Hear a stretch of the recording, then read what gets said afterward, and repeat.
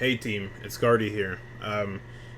Just wanted to apologize, I guess, for the sleepy time real grabs that you're about to listen to slash watch. It was a rough week. It was super late, and we did want to get the double feature that we promised out. So this one's kind of a bit low energy. Also, I had just gotten off of a closing shift, and Tux had gotten off of, I believe he was doing production on something. I'm not sure exactly what it was. We were both super tired, and we probably should have saved it, but we didn't. So, just to put this in the front, I wanted to apologize in advance, and always thank you for watching, you guys. I'm not gonna edit that stutter out because it's not a big deal, but honestly, thank you all for watching, and I hope you enjoy the Sleepy Time Real Graps. The buy, what, uh, what's the thing called? Night 2 of a buy one get one Real Graps. All right, welcome everyone. It's late, but nonetheless, welcome to issue 26 of Real Graps. As always, I am Gardy, and I am joined by Tux. And we will discuss the nothing, I guess, that we kind of just like talked about a little bit before we went live with the recording. It's like nothing really happened except for like Dynamite, right? Dynamite and Raw. Yeah, both NXT the was like Dynamites had something. 17,000 9/11s. Like it's we gotta take the show out of the rotation. Yeah, I would rather watch Ring of Honor. I'm not gonna lie to you guys, I've been stopped watching that shit. And at least Ring of Honor had Takeshita like last week or some shit. Like, not Yeah, was it Takeshita? Yeah, Supercard. it was Takeshita. Yeah. So Supercard at had least Takeshita on it. it fucking gets us somewhere. But this NXT shit, I've been stopped watching this shit. I'm not gonna lie. I love my fucking gay little twins, right? However, the rest of the show is not good, and they're not featured weekly. So who fucking cares, right? That's a lie. They're literally featured weekly. Are they? They're not in matches every week, but they're on the show in some capacity every week. Well, if they were wrestling weekly, I'd probably tune They in. are But main characters on the show. Javon Evans, I'm sorry, I'm not watching that shit for No, you, bud. mind you, he was the main character this episode of NXT. By the way, Not in a good way. Who, he who was it against? Fucking Jasper Troy? no, like he was all over the show. Like he didn't wrestle, but he was in almost every segment on the show. Oh yeah, because Undertaker was like, yeah, you gotta go and fight the biggest dog in your yard. I want to say that out of all the segments, like the non-match segments, he was only not in two. Ridiculous. He was in all of But them. yeah. All right. Um. I guess Yeah. we should clear the air. Hulk Hogan is dead. Yippee! Yahoo! Yahoo is wild. It's a good thing. I'm sorry, guys. It is a good thing. Hulk Hogan was a terrible human being. Yeah, everybody was kind of expecting Cody Rhodes to say, "Hey, that guy was a piece of shit." We all knew that wasn't going to happen, and I, yeah. Sorry to tell you guys, the company guy has to do company things. Sorry to whoever that disappoints. All right, I'm sure probably 9/11 for somebody if you didn't get that. But Cody Rhodes is a company guy now. I don't know if he ever thought he wasn't a company guy. Maybe him going into business for himself last year when it came to The Rock and Roman Reigns and the Bloodline. Maybe that had you fooled for a little bit. But no, that guy's like one of the most company people I've ever seen. It's really maybe not bad, but like it's really bad. Like that's a down for whatever, nigga. for the company. Him even bringing up Hulk Hogan's complications probably riled up people on both sides of the Hulk Hogan issue because it's an issue. This Hulk Hogan guy. Him bringing that up is as much as we're going to get if we wanted to get anything out of it. I honestly didn't give a fuck because I don't really care. I know where I stand on Hulk Hogan, but you know, Yeah, the I'm company not that asking probably for my favorite wrestlers to say fuck Hulk Hogan because I know what it is. yeah. I don't know how many times we have to get reminded what kind of business this is. We were talking about it earlier in the fucking Chick-fil-A Field House. I'm not. My memory is terrible, but um, it is. This is a business created by bad people, right? No matter how many people that you see, no matter how many different shades of the IWC and the in-person wrestling community you may see, at the end of the day, it is a white business, right? Like white business, not like lowercase w white business, capital W white business. It's honestly in caps, Um, in bold, with an it underline. is straight business by and for straight people for the most part. Good Christian Uh, graps. Christian with a capital C, not Christian Cage. That guy's in AEW. Christian as in like the Lord, like Jesus Christ and shit like that. Therefore, they don't like gay people, right? So I like you have they remind you every so often, but I don't think you guys like maybe not internalize it. I think that's bad actually, but like you guys have to understand that's what this business is. And maybe in a few generations when the earth is like an unlivable temperature, the people that still wrestle are like good people, but as it stands right now, they're not good people, right? Um, we're not even half a decade removed from the Vince McMahon lawsuit that hasn't been cleared up. And his son-in-law runs the company, right? And we can say that Triple H is his own man, but That I mean, we nigga's a saw him in PR Capitol nightmare. Hill. Golly. We saw him in Capitol Hill. We know what he's about, right? So just everybody temper your expectations for what you want, how you want people to act, okay? And it does honestly, this applies to anybody, not just Cody Rhodes, but like even the black wrestlers too, right? I don't know where we're getting the idea that like all of our faves are infallible because they're also minorities, but that's just not the case. But that's all to say, fuck Hulk Hogan, right? He's probably burning in hell, I think. I don't know. I don't know. I haven't been there myself. I'm not sure. That's just my guess. Fuck Hulk Hogan. Throw something on the grill if you haven't. You know what I'm saying? Get into an argument with your coworker about it. That's always fun. That's a good one. That shit is so fucking funny. Because niggas is arguing with coworkers that's the same age as them, and I'm like, what fucking tie to Hulk Hogan do you have? Nothing. Like, I get the crowd of, like, niggas was talking about AJ crying and shit. I'm like, yo, that nigga believes in God, man. Like, he probably cry at every funeral he at. Yeah. That nigga can probably name 3 Hulk Hogan matches that he's probably watched with his eyeball. I mean, to be can't. fair, he did have to work with that guy when he was in TNA. So. Yeah. Actually, Me, he myself, probably also like had to that. work with that guy in fucking end days of WCW. Actually, no, I think that was a bit too early for AJ. Either way. For a nigga like me and people of my generation, the biggest impact that guy has is saying brother. A couple of tweets. Listening to that Jeezy song in his fucking Cadillac or whatever that shit was. Oh, it's a fuck. And then his fucking TNA song. Yeah, That's it. and that's I not don't. even like him. That's just the shit being applied. It's exactly. So it's like also keep in mind who you're arguing with, people. Please. It is gonna be a lot of people that haven't watched no fucking Hulk Hogan matches, and guess what? That shit doesn't matter. Honestly, like thinking about it now, I'm pretty sure Randy Savage probably had more of a cultural impact on people of my generation than fucking Yeah, Hulk this Hogan fucking did. Slim Jim guy. Just because of the way that nigga talks. Oh yeah, he was also in Spider-Man. Yeah. He was Yeah. yeah, Bonesaw. So it's like, nigga, I have to really be hard pressed to think of like any Hulk Hogan shit that's that's a generation before. It's like millennials and shit like that. Hulk Hogan is for them. Maybe Gen X, probably. Barely.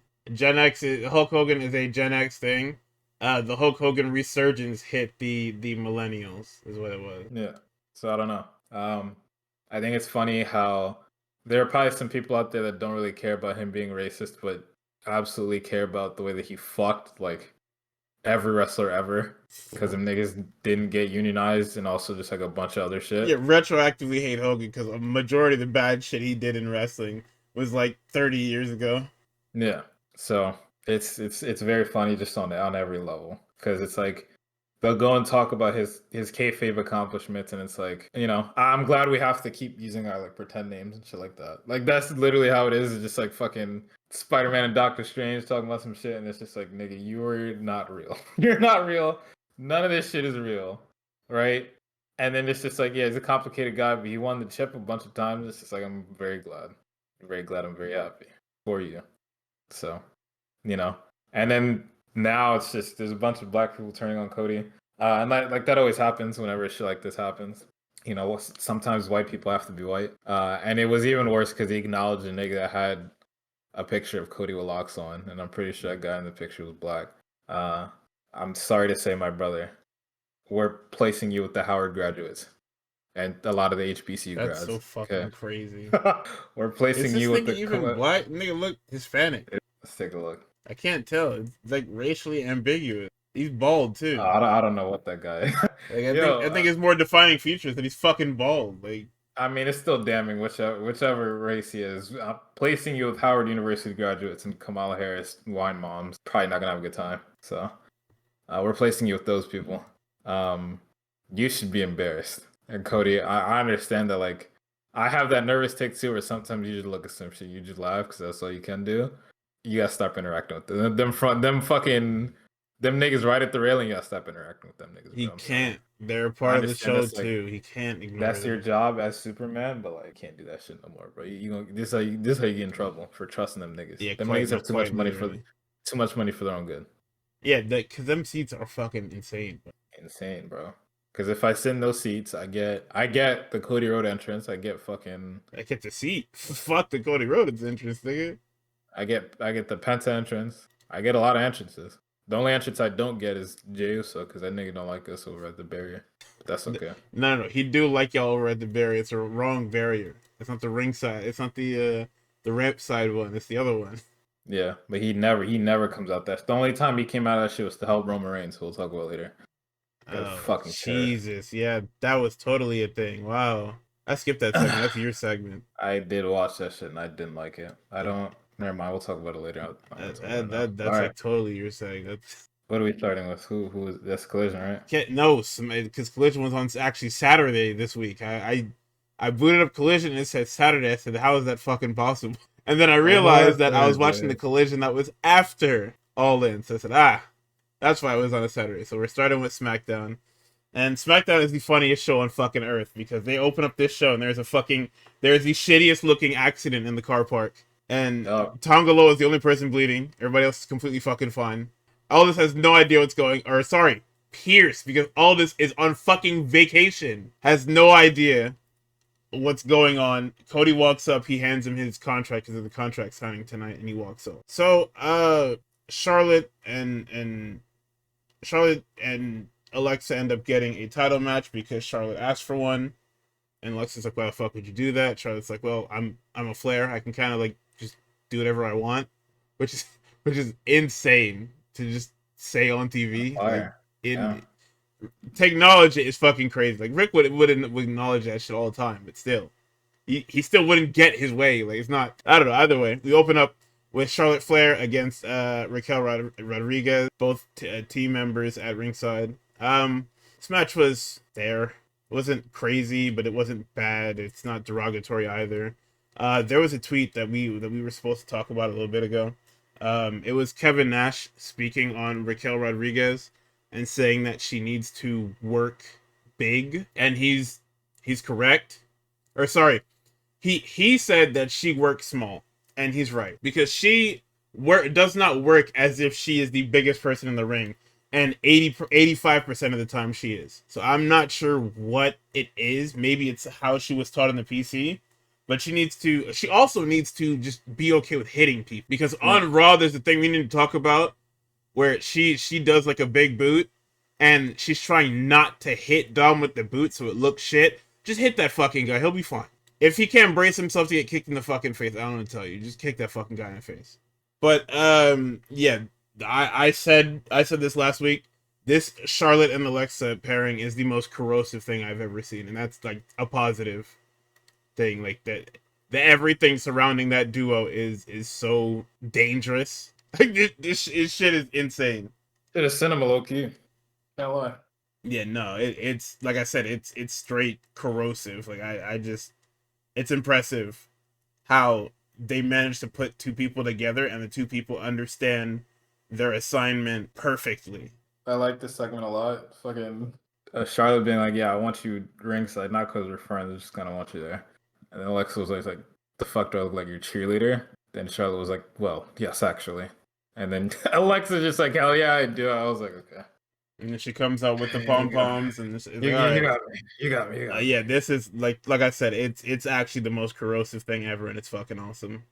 You go. It's just that easy sometimes. So put a good script in front of a nigga, put some charisma there, and I'm there. It's like I said, match was really nothing happening. Like with most Raquel matches, it grinds down to a halt, and a lot of things are either don't look good, or they feel like they're in slow motion because she's trying, I guess, to not hurt anyone. So I don't know. We get a roll up at the end. So Roxanne tries to distract Charlotte. Charlotte drops her, and then while the referee is distracted, Alexa gets Raquel's attention, hot shots her, Charlotte super kicks her and schoolgirls her for 3.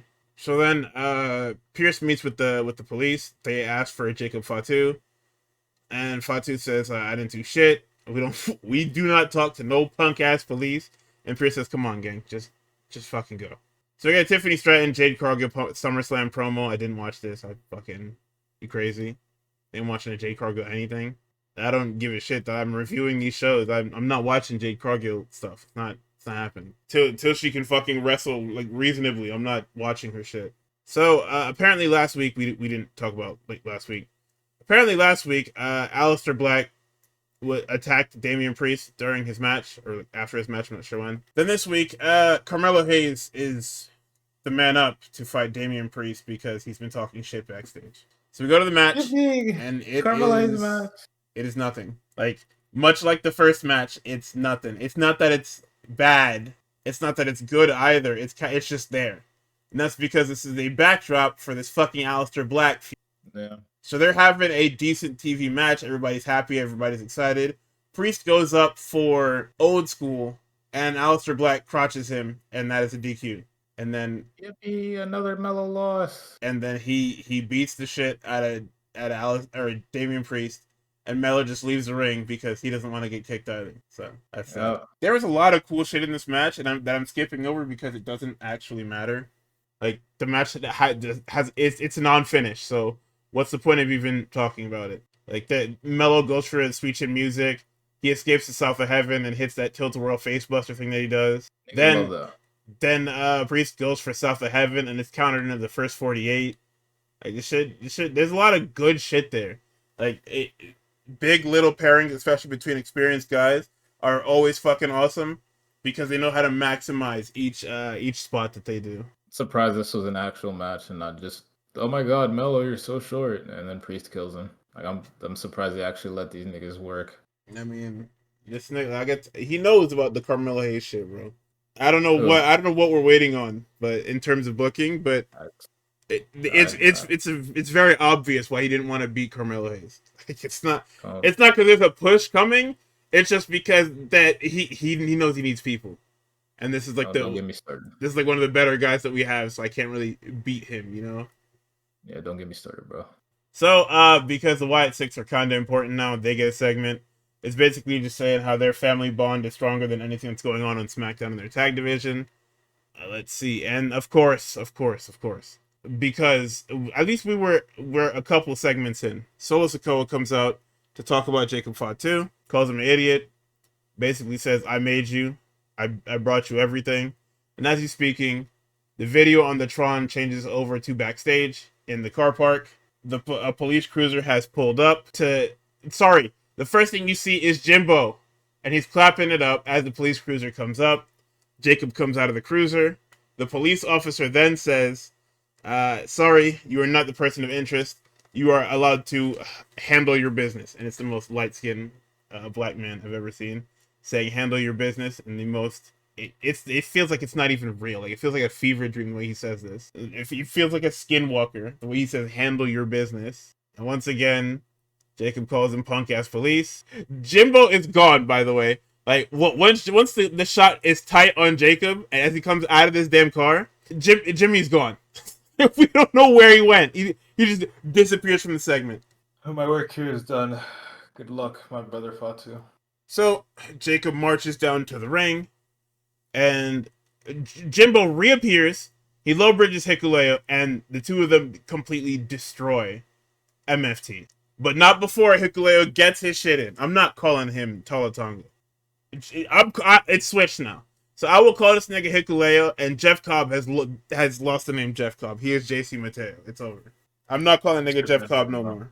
He ain't got the war for all that. It's over, man. You're a fucking a WWE NPC for a guy that you're probably better than. So whatever. Or a recession, nigga. So okay. You watched this SmackDown, right? You saw this segment, right? What, with Solo? What the fuck was going on with Jacob and Jimmy hit the craziest bros attack on Hikuleo that I've ever fucking seen. I didn't see this shit. Nice. You have to go. I'll keep talking, but you have to go and look at what they did to Hikuleo on the outside. Because they were doing fucking combo attacks on this nigga that I've never seen before. Sounds fire if them niggas hitting bros moves. So Solo tries to escape, and Jacob and Jimmy plan to murder him. This is where I typed, "Where the fuck is Jeff Cobb?" As I typed this in, he reappears, and I say, "There he is." He saves Solo from getting the chair-assisted hip attack. Everybody just gets shit on. Like, it gets to a point where it's Tongaloa and Jeff Cobb getting murdered like a bunch of fucking losers as Hikuleo and Solo watch on. So as they're watching, they're jaw-jacking. Pierce walks out, and he says, "Oh yeah, you feel like a big man. You're gonna have a cage match with Jacob at SummerSlam," and then Solo gets arrested because I guess the accident was actually his fault. They also don't tell you who was in the other car. Like, the Street Profits are out there with B-Fab. It's not their car, but they also don't tell you whose car it is. So that doesn't matter. No, it doesn't at all. But we just know that it was Solo's fault, I guess. Then there's a segment where it's Randy, Jelly Roll, Logan, and Drew on Fallon. Basically, it was just them hard plugging SummerSlam. They did a segment where Logan ends up getting put through, I guess, the desk that's on the stage or whatever on Fallon. So next match we get is Stephanie Vaquera and Alba Fire. I guess you see what I'm talking about.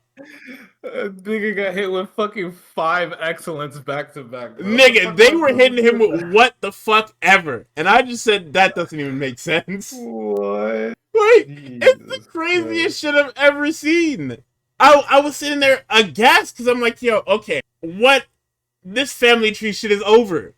Look what y'all are doing to Hikuleo. I said it in the fucking shit. I got Dark State over these niggas. That's another issue, by the way. I'm pretty sure them niggas lost when they were at Slammiversary.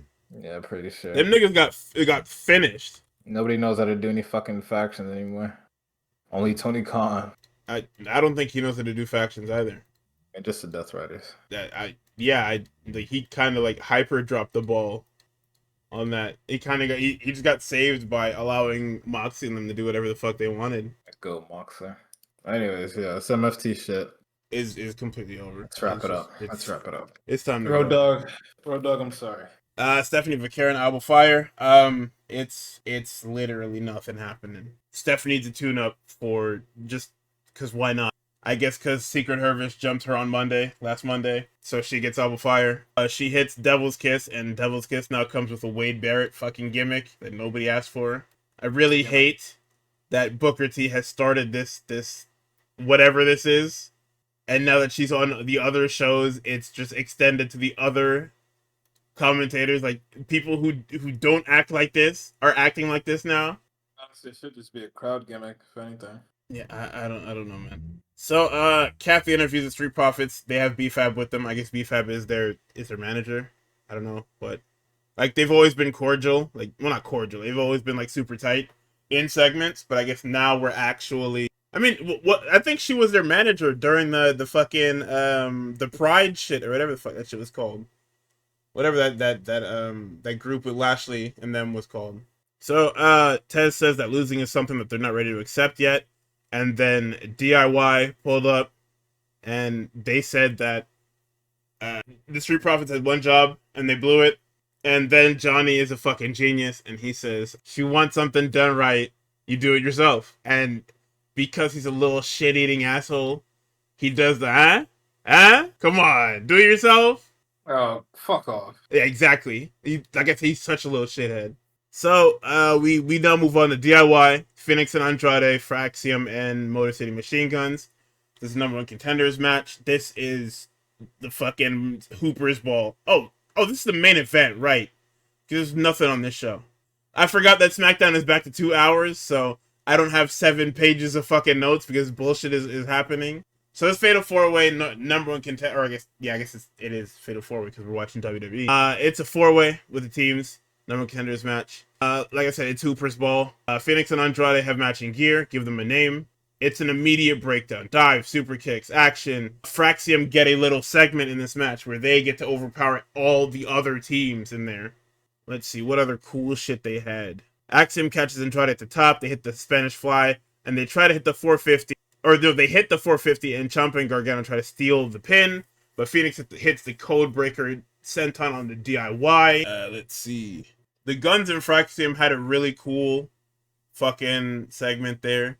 They've got tag team moves, like Phoenix and Andrade have tag team moves where Andrade does the Three Amigos and Phoenix hits the Frog Splash. I mean, this was a good match. Like it's one of those things where, because there's so much going on, that you really only focus on the big spots, but there's so many fucking big spots. Let's see. Phoenix takes out Johnny with the dive, and then Andrade hits a message on the Ciampa for 3. Also, DIY getting pinned. I'm not sure if that's a 9/11 for anyone. It's at the hands of Andrade El Idolo, so it cancels out. So the contract signing is the main event. He comes out first, he signs, and then he cuts his promo, talking about he needs to clarify the social media post that he made. So what happened was, at the beginning of the week, I believe, he tweeted out something about not flinching. Yes. And he said that the do not flinch was for himself. He referred to Brock Lesnar as the Beast, but he literally listed everybody that he's gone through in the last year and a half, or 2 years, 3 years. Yeah, 3 years. Because he's been at 3 WrestleManias so far. So yeah, he references 39, 40, and 41. Talks about his ups. Mention Brock by name? No, he called him the Beast. Okay. He made sure not to say Brock Lesnar, but he had to because it was like a big thing that he had to do post losing to Roman. So it's something that you can't not mention if you're him. Makes sense. Then he goes on to say that the only time he ever flinched was at WrestleMania this year, and it cost him everything. So all right, yeah. So John Cena comes out. He sits down, picks up a mic, and says, "Hey, I'm not going to be at SummerSlam." And during this segment, all you have to do is watch Pierce, because Pierce alone is he's the best character. He's the most important character in this segment, because his body language, the fact that he is so it's not his show and he's so fucking fed up with this bullshit.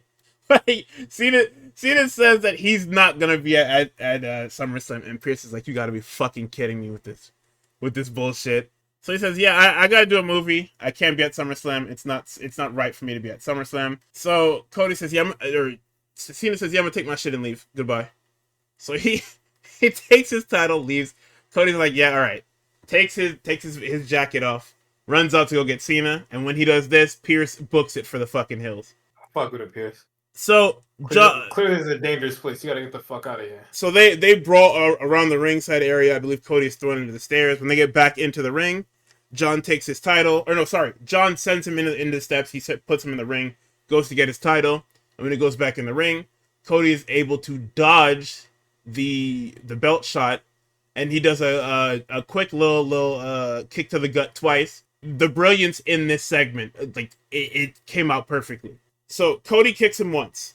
John sells it. He kicks him a second time. John then tosses the belt in the air without even missing a beat. Cody grabs the belt out of the air, readies it, and hits him with the belt. Then he puts him on a table. He just does the splash through the table, puts the pen in John's hand, and it forces him to sign the contract. And then he lets him know. I also don't know how legally binding putting a pen in somebody's hand and forcing them to sign something is, but I guess it doesn't matter. And he announces that SummerSlam is going to be a street fight for them. And then the show went off the air. Sure, man. Fuck it. Take a street fight. Yeah. I mean, it needs it. We're kind of just stuck, right? Like it's John Cena. We need it. He can't fucking move, man. Fuck it. WWE, you win. Whatever. Fuck you. All right. So Saturday's Collision was pretty cool. The whole thing about Collision, I keep saying week to week, is that Collision has great wrestling. Sometimes the segments are fucking stupid on there, and sometimes it'll be a segment that's going to be repeated on Dynamite. So I don't know why they even bother airing it on Collision. So we open up the show. Shivani calls out the new TNT champion in Dustin Rhodes. Dustin Rhodes cuts a promo because this is his first singles championship in AEW, and this is the one that he's been chasing since the belt was put out So he says he's been waiting 37 years to say this. He's finally the face at TNT. He shouts out his pops, shouts out his mom. Callis comes out with Fletcher. Fletcher says this was supposed to be his moment. Saturday was supposed to be his moment. But he congratulates him for winning under the circumstances. Dustin then tells Fletcher that he's making excuses. He says that he wrestled 3 times that weekend, and he still ended up walking with the belt. What's your excuse? Callis then stops Fletcher from killing him and tells him, yeah, I'll talk to him. So he calls him a legend, and then he says, hey man, if you ever lose that title, there's a place for you in the Don Callis family, and it's better than being the third wheel in what did he say? Oh yeah, he said it's better than being the third wheel in that dog shit Rhodes family. He goozles Don. Fletcher runs him over, but he fails to, and he has to powder. Callis is holding back Fletcher, and then we get a weird conglomeration promo. It's basically just detailing that, hey, we won multi-mans, we did a bunch of shit, and Mark Briscoe's gonna beat MJF, or he's laser focused on MJF. In our opening contest, we have Ricochet and AR Fox in another foregone conclusion collision opening match. I mean, as far as it goes for saying, I mean, it was great, you know? These guys are fucking fantastic. Like, I don't know what to say. AR Fox hits all his moves and then loses. Like, so as the AR Fox matches go, he just hits all his shit and loses. We get a spring. Oh yeah, so there was a really cool thing that he did where Ricochet is seated on the second rope, and then AR Fox springs and hits a destroyer from the second rope. Cool as shit. Let's see, and AR Fox misses the 450 and then gets hit with the Spirit Gun for 3. Then after this match, because the show started, Colt Cabana was the guest commentator at ringside. Marina chokes him out with a chain, and then they proceed to beat the shit out of Colt Cabana, bloody him, and then hangman him. And I guess they did that because Colt is like close with Hangman. So I guess that's like, I mean, yeah, now we know now that it was far from over, but yeah, that was the end of Colt Cabana on that show, which is crazy. So Lexi's with Statlander. Statlander talks about Willow again because I guess they're still conjoined at the hip. Like, a lot of their booking is just going to be them together. Like, I don't know. I don't know what it is. But then we've got... So Statlander is talking about Willow, and she says you can't expect Willow to hit her and for her to not say anything back. The Death Riders then walk through, and in a cool little segment, she instinctively puts Lexi behind her to protect her. Yuta stops and says, tough week, but champions bounce back, as he is yanked shirt first by Marina. I don't know what she said, but she said something very fiercely and pulled him away. Then we go on to Megan Bayne and Ty Mello. And it was at this point that I have come to the conclusion that the Megan Bayne experience is beyond over. And what I mean by this is that Megan Bayne is just a regular person now. That Megasis shit is over. Like, there's nothing that Tony Khan can do to save Megan Bayne whatsoever. I mean, no, let me not say that. There is a way to save Megan Bayne, but for the most part, it's actually just over. Because right now, she's got nothing going on. She's stuck in like a dead-end feud. Actually, no, not even a dead-end feud. She has no feuds going on. She's literally just wrestling. And she's struggling to beat people. Yeah, no, she's struggling to beat people that she should. And it's actually, honestly, insane. So we get a back and forth. Yeah, we get a back and forth between the two. I mean, there's zero interference. Like, I don't, but I mean, Meg's struggling, and not struggling, but she's wrestling a whole match with Ty Mello, who she probably shouldn't be. But then it ends with the running Liger Bomb for 3. Callis walks up to Scorpio Sky and Sky Flight to poach Scorpio Sky. Daniel says that anytime your family is ready, Sky Flight will take them on. Taya Valkyrie and Alex Windsor. Now, putting this on after the Megan Bayne shit was honestly a choice. Because this was just a much better match than the Megan Bayne one. So, I mean, it was also a good showing for Alex Windsor. I mean, she had a good showing in the Casino Gauntlet match, but having an actual singles match to work with on TV is always great. So we get a sharpshooter. We get a Blue Thunder Bomb for 2 by Windsor. We get a misdirection lariat, and then we get the sharpshooter for the fall. Post match, is real quick. Is it dumb as fuck for me to just now be figuring out with Alex Windsor and Mercedes beefing on social media that Alex Windsor is the missus that fucking Will Ospreay is referring to? I mean, it's never outright said, so I think it's okay. Goodness. Yeah, no, I was just saying that the Megan Bain shit is done. Oh yeah, no, ever since she didn't get that W over Tony for Like, this shit, it's just so crazy that she's just a regular person now. Like, she came in as the Mega Sis, and now she's just fucking horse. She's just tall with feathers. So after the Alex Windsor match, she's got Athena next week, or I guess this week. Athena tells her she didn't take her to the limit, get the hell out of her ring.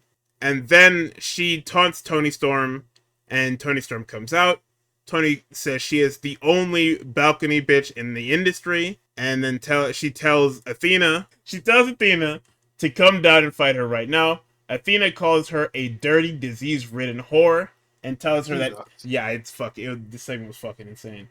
And she says that if she wants her to sign the contract, to get on her knees and beg. Toni then gets on her knees to get the mic and says, fine, you don't have to sign the contract, but come down here so I can beat your ass. Athena then says, no, it's okay. You can fight Billy Starks on Wednesday.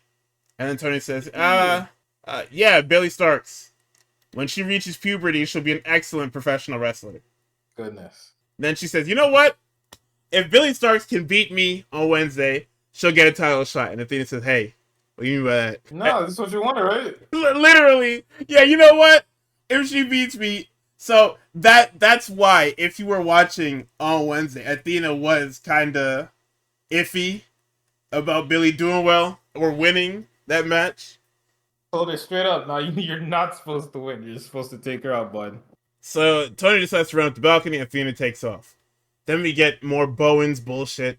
This Bowen shit is so... So, I was talking to Shizzy the other day, and he was in call with some niggas, and they said that the Anthony Bowen shit isn't working, and the Max Caster shit is. It's like, well, the Max Caster shit is one-dimensional, where it's literally just generic heel shit. Whereas the Anthony Bowens thing is you trying to make a baby face interesting, and you failing because not only does he not win, but his backstage segments are him calling the nigga who is coaching him dog shit. Yep. Like, he's sitting there and talking about how Billy Gunn is just fucking dog shit. And, well, yeah, why would I want to get behind this guy? He loses and he's a fucking whiner. Like, what is the fucking point of that? Yeah. So then, I guess this is like a four-way match for money. Four-way tag match for money. The Guns have really cool gear. It's like Macho Man adjacent. Crew is in the fucking doo-doo browns. I don't know why the fuck that even happened. Ain't got no stylist, man. Big Bill and Brian Keith are in the fucking black jeans. And then Shivani notes that it's been 157 days since the Guns have been in action. Colton hits a Eurostep neckbreaker onto Brian Keith. This is it's not really like a work rate match. Even though you have like Brian Keith, you have Leo Rush, and a couple other guys that are great, like Austin Gunn is actually pretty good too. So during this match, there is another 9/11 for me, because of course there always is when I want to fucking watch something. Colton Gunn goes down with a knee injury, because why the fuck not, man? And the Gates of Agony hit like that crucifixion thing where they lift the guy up by his arms and slam him down. They hit Action Andretti with it and pin him, so they win. Let's see. Yeah, Max Caster segment. O'Reilly accepts. O'Reilly beats him in 2 minutes, 18 seconds. Let's see. Backstage, Juice Robinson, I guess because Robinson was down at ringside and he interfered in the match. I forgot, I didn't see it. He's in the backstage area. He says he wants Ricochet after he got involved and cost him the match. Big Bill ran into the locker room and they brawled because I guess Juice cost them the match as well. Then we get the co-main event, which is Rush and Katsuyori Shibata. If you missed this fucking match, boy, you need to go watch that fucking match, because this is the one that I'm going to tell you. Because Collision always has that one match where it's just like, yeah, you should probably tune in for this. It's always worth waiting for.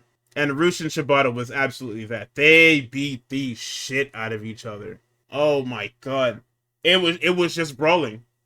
It was walking, it was brawling, it was hitting each other as hard as they can. Shibata hit that gnarly basement drop kick in the corner to Rush. Rush hit him with the horns. This shit was awesome, man. Yeah, I gotta go back and peep. Nah, that match was fucking fantastic. Cause it was hard hitting, just straight action. So post match, LFI jumps Shibata and Hobbs comes for the save. LFI also made note that they wanted the trios titles, so I guess we're trying to put that back on track. So whenever Joe's back from like Twisted Metal or whatever he's got going on, they'll probably run into LFI. And the main event, it was Callis Family versus Jet Speed, Mascara Dorada, and Bandito. It was 8-man. It ended with a 21 plex into a shooting star by Dorada for 3. So yeah, I mean, Collision, like I said, it's always solid. At week to week to week to week to week, it will never be bad. You'd be hard pressed to find a bad Collision. So we're moving on to Monday Night Raw, and if you didn't catch it, in the first couple of seconds of the Raw intro, they were playing Cardi B, because she's the host for SummerSlam. So Judgment Day come to the arena, and they're going to park the car. Dominic has the keys, and who else but AJ Styles is the valet. And then Dominic says he's still not cleared. AJ, leave him alone. And that's like the big storyline throughout this show is, will Dominic Mysterio be cleared? Which is odd, because look what's like the overarching storyline for this show. I mean, they're working it really well. I don't know if it's AJ's ideas or if this is creative putting together a lot of this shit, but the fucking cake segment with Finn and JD last week was good. AJ going undercover and fucking preying on that nigga's downfall is pretty good too. And then the conclusion, I guess, fucking this week of fucking AJ just having several different odd jobs from valet to medical team is fucking amazing. Like, they're doing really good with that. I referred a feud that is essentially nothing but AJ winning the title. Like, they're ending up making it very fun backstage.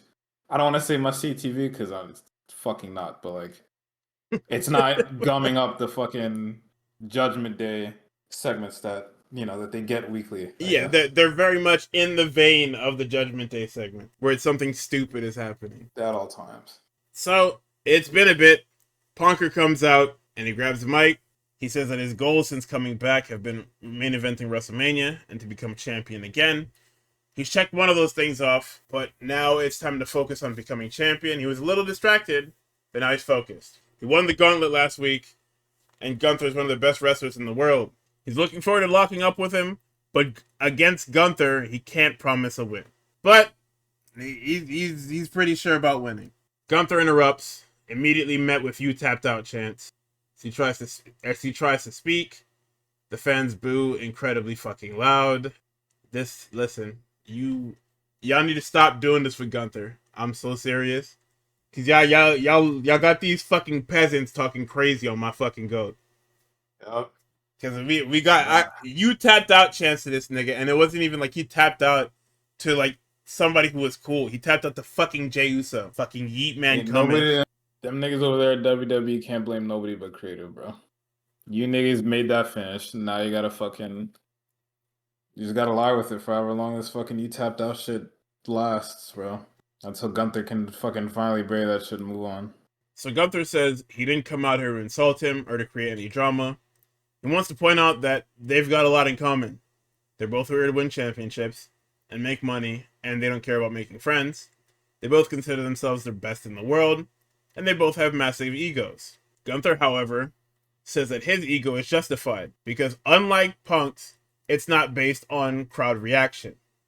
His ego is based on results. And he notes that earlier in the segment, Punk was talking about how Gunther was the longest reigning Intercontinental Champion in the modern era, I believe, and the fact that he's held nothing but championships since coming to the main roster. Actually, since coming to WWE, if we're being completely honest. So he then says that the best in the world is the champion, to which I wrote, which means that Jey Uso for 4 months was the best in the world. Or sorry, like 2 months, whatever the fuck it was, 3 months. Like that's a crazy statement to make, but I hear you, cousin. You gotta bring the belt back up. Yeah. No, I'm just saying. I don't know. I gotta get it. I just don't know who I would want to win at this juncture. I don't think it really matters because either way, I kind of win because these are two of my faves. But like creatively, I don't know who you're supposed to go with. I think Gunther's supposed to win. Yeah, but then like, What does Punk do after? yeah, but I guess then it's just go fight Cody, right? No, he waits for fucking Seth Rollins to come back. Is what it is. Because I'm pretty I mean, sure. that's a 9/11, but I mean, I Because I'm guess. pretty sure what it is that we're waiting for Seth to cash in this fucking briefcase, and Punk's the one to beat him. Oh, I guess that makes sense. Well, we're gonna be waiting a while for that. So if Punk wants to go on vacation, I'm sure he could after getting his ass pulled by Gunther. That's his shit beat crazy style. So Gunther says he only focuses when the bell rings, or he's only focused on when the bell rings. At SummerSlam, he's gonna make Punk regret everything. He's gonna wake up staring at the lights and realizing that Gunther was right, or that he was right.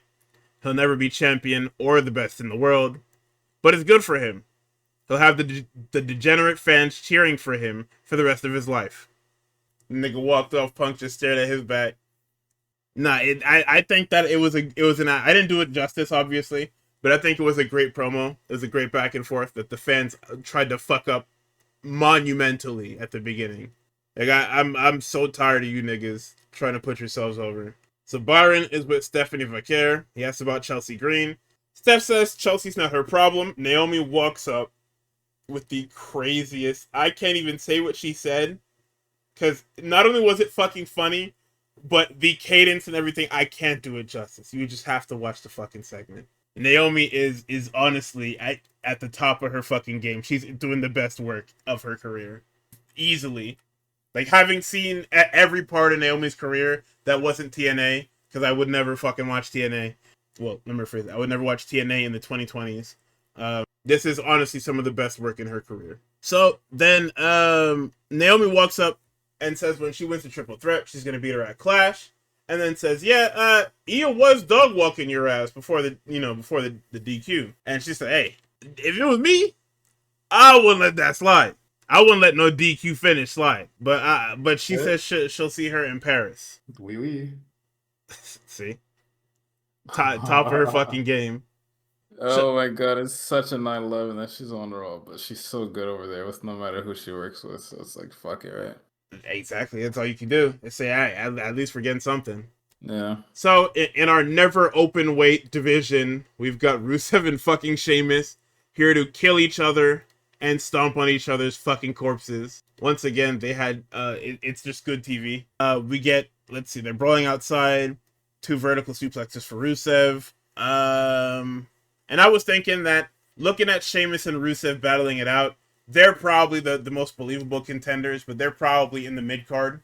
Like, if we look at the internal sheet, they're probably in that Intercontinental division and not the world title picture. Because, let's be completely honest, nobody is in the world title picture. Gunther is in there by himself, and people keep sliding in and out.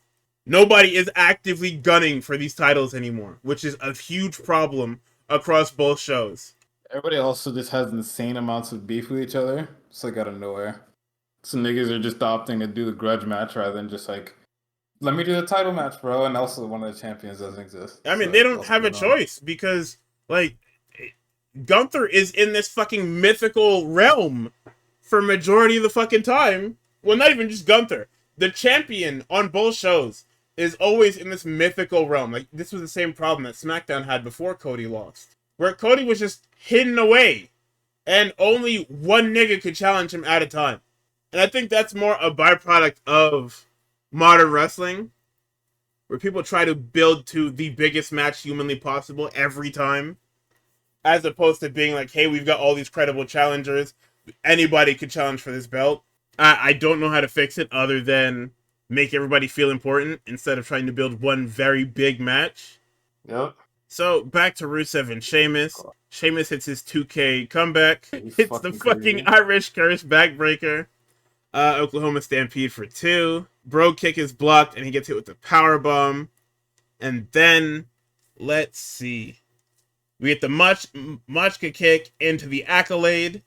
Sheamus escapes, and Rusev goes headfirst into the exposed buckle. Rusev goes to pick up the shillelagh and use it, but then he gets bro kicked for 3. So the next segment, Saxton is with El Grande. Dragon Lee walks up and says he's a faker, and then he's got no respect for Lucha Libre, and he doesn't have the fire that luchadors have. Grande Americano calls him trash in Spanish, and then they brawl. They pull apart brawl. Now, see, we have hit the part of the Grande Americano gimmick that I've been asking for, right? Where the motherfucker is just speaking Spanish. Like, I don't know how, of all people, Ludwig Kaiser gives me exactly what I fucking asked for in this Grande Americano shit. Real worker, brother. Like, the only part we're missing is where we acknowledge that we could acknowledge that it's Chad Gable. But I mean, this is okay too, right? Because if people are saying it. No, I know, but I don't know if they're. But the thing that I was saying was that we're supposed to all know it's Chad Gable. Like, we're not hiding that it's Chad Gable. It's just that because he's been so fucked up about losing to luchadors, he put this damn mask on and all he does is speak Spanish. That is pretty true. That's what I want, instead of doing this fucking Los Conquistadores shit that nobody asked for. Because we were getting fucking really close to burrito with this fucking gimmick. I was probably in one of them scripts they threw away. Yeah, right. They were gonna do the whole Los Conquistadores shtick. So we get the New Day versus LWO versus American Made, a World Tag Team Championship number one contenders match. But before that, Lyra catches up with Bayley and I was like, "What the fuck are you doing?" Bayley says, "What are you talking about?" She says, "Why do we have a tag title match?" She said, "Yo, it was our match. We were supposed to have it at WrestleMania, and we didn't get it. So I got us our match." And she says, "Yo, are you slow? Did you forget that I beat your ass?" Bayley said, "Hey, what? Hey, whoa, what do you mean by that? I'm going. SummerSlam is in my future, not whatever this is." And it's like, all right, yeah, hey, I hear you. I'll see you out there.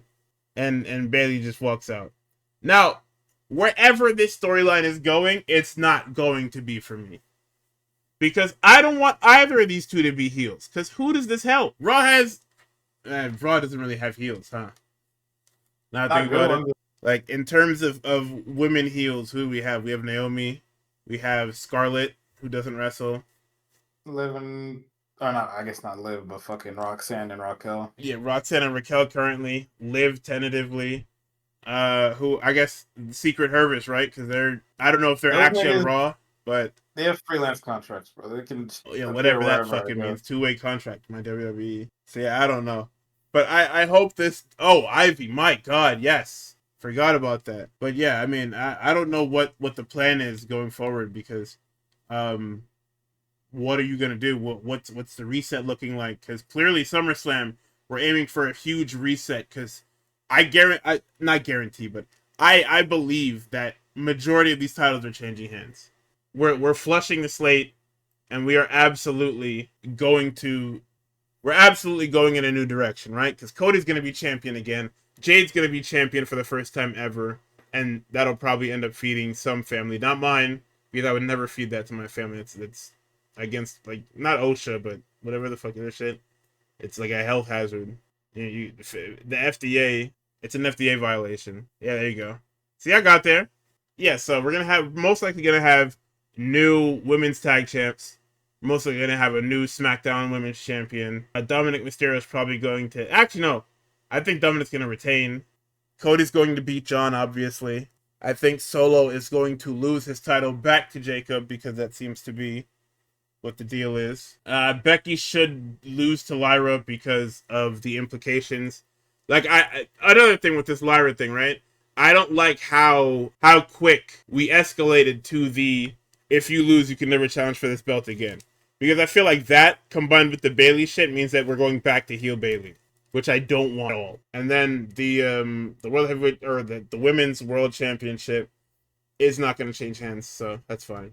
But back to this World Tag Team Championship triple threat. I mean, it was good. Again, it was. The Creeds were doing. Everybody hooped in this match. Much to this shit was fire. Much to the dismay of the crowd, apparently, the Creeds worked really well. Julius is literally going to be a star. Brutus not so much, but Julius is definitely like positioning himself to be the guy just through athletics and in-ring presence. They have to retool something about this Raw tag division, because it's not like they're lacking in talent. I just don't think story. I mean, obviously, story's not him for shit, and that's like the big advantage that the SmackDown niggas have is that like no matter what kind of dog shit angle you're putting them through, like this current White Six shit, they're gonna figure out ways to make you laugh, make you smile through it all. Like that. Put some bangers on. The problem with these tag teams is that they're booking them the exact same, but being creatively bankrupt gets you fucked up because the Raw tag team division is not the SmackDown tag team division. The SmackDown tag team division is straight work rate, and you don't necessarily have that on Raw. Like, yes, the New Day and the LWO are two very experienced work rate tag teams. With Joaquin Wilde, every time you put him in the fucking ring, he shows you some shit you've never seen before.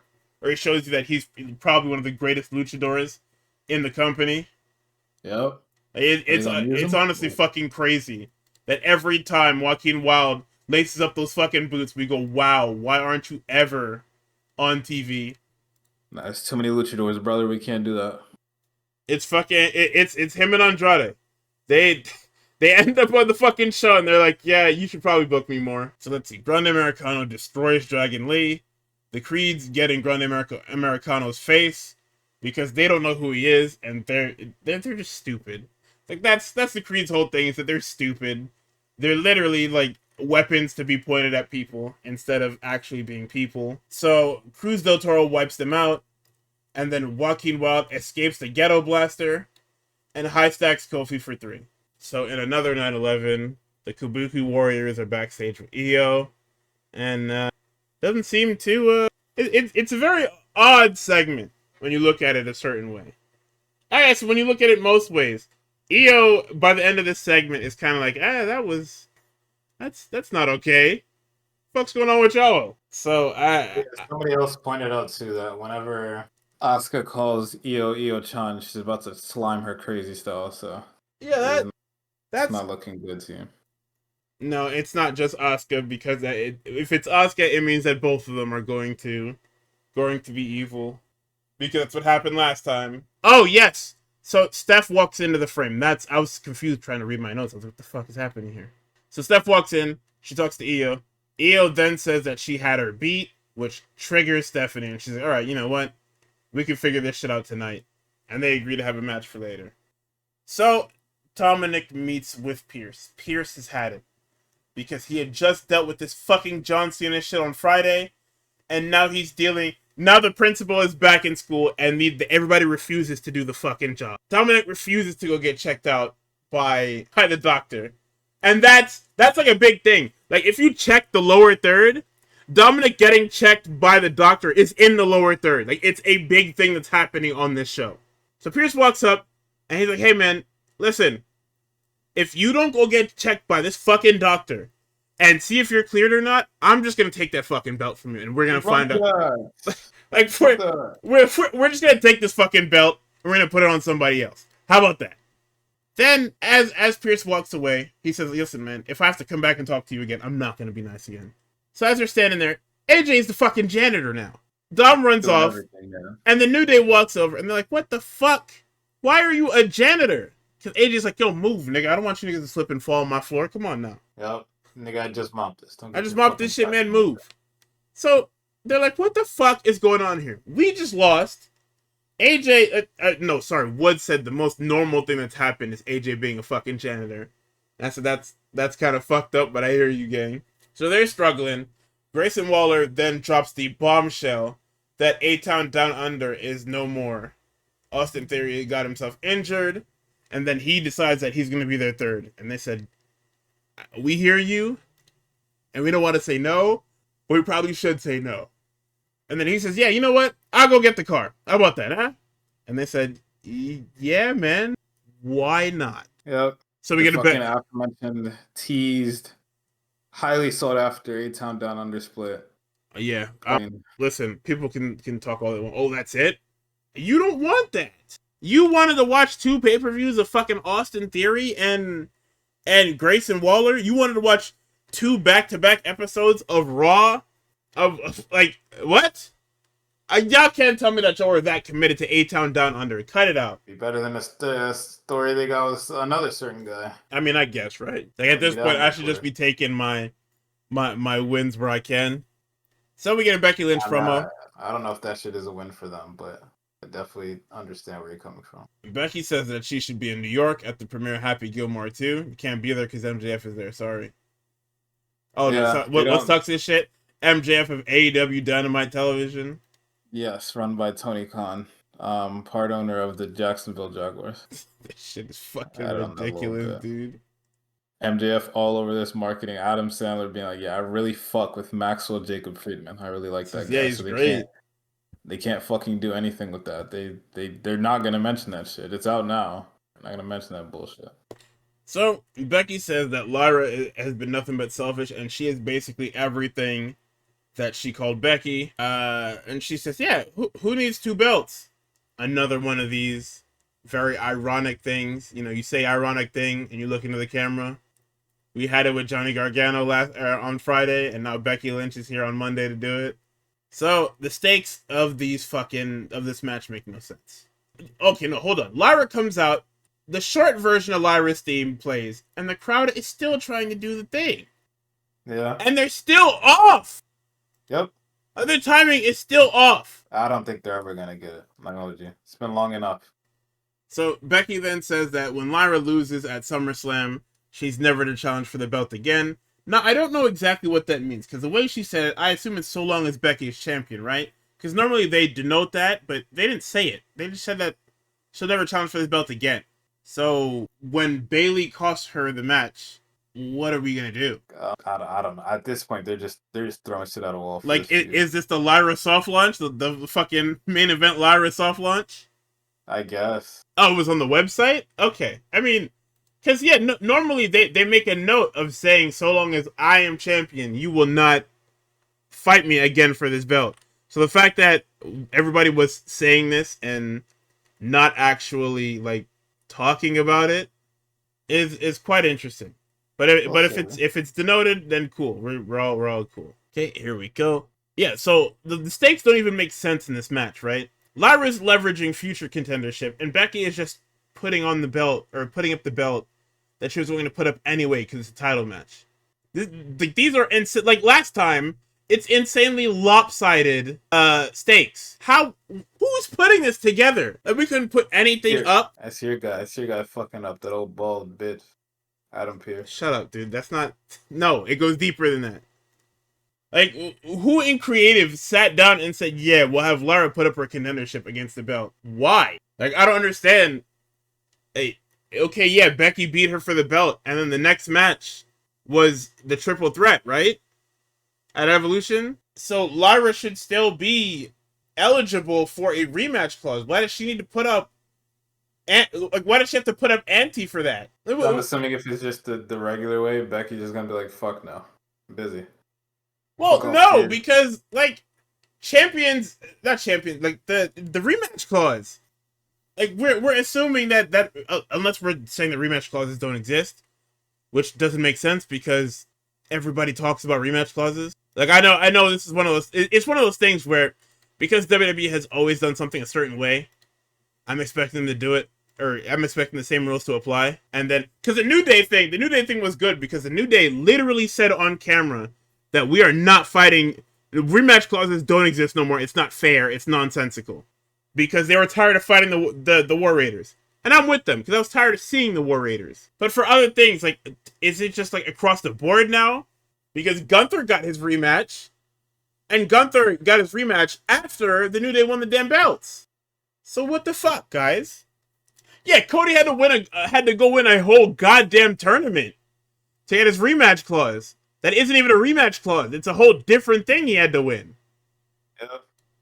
I wouldn't give Jay his. You don't need it. His consolation prize, his rematch clause is getting a tag match with Roman Reigns. Where Roman sees him as not an equal, but a guy.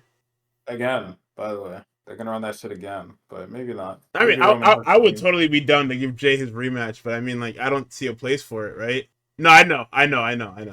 But at least the Jay one, I think, because they've exhausted Jay and Gunther, that's probably why they didn't want to do that one, even though they probably should have, like, even as a one-off, maybe like a little Raw main event, because it seems to be that Jey Uso is more comfortable on TV main events than he is like pay-per-view matches, which is kind of weird. I I don't think they're know. probably confused because they probably they probably do his presentation way better on TV week to week than at any fucking PLE that's not in France. Yeah, because with the French crowd, he can just walk down the fucking thing, and then they're all hyped because they never get pay-per-views or anything. Yeah. So But other we than that, his PLE appearances have been dog shit. boring, to be Oh nice. my fault. If we're being nice, boring. If we're not being nice, dog shit.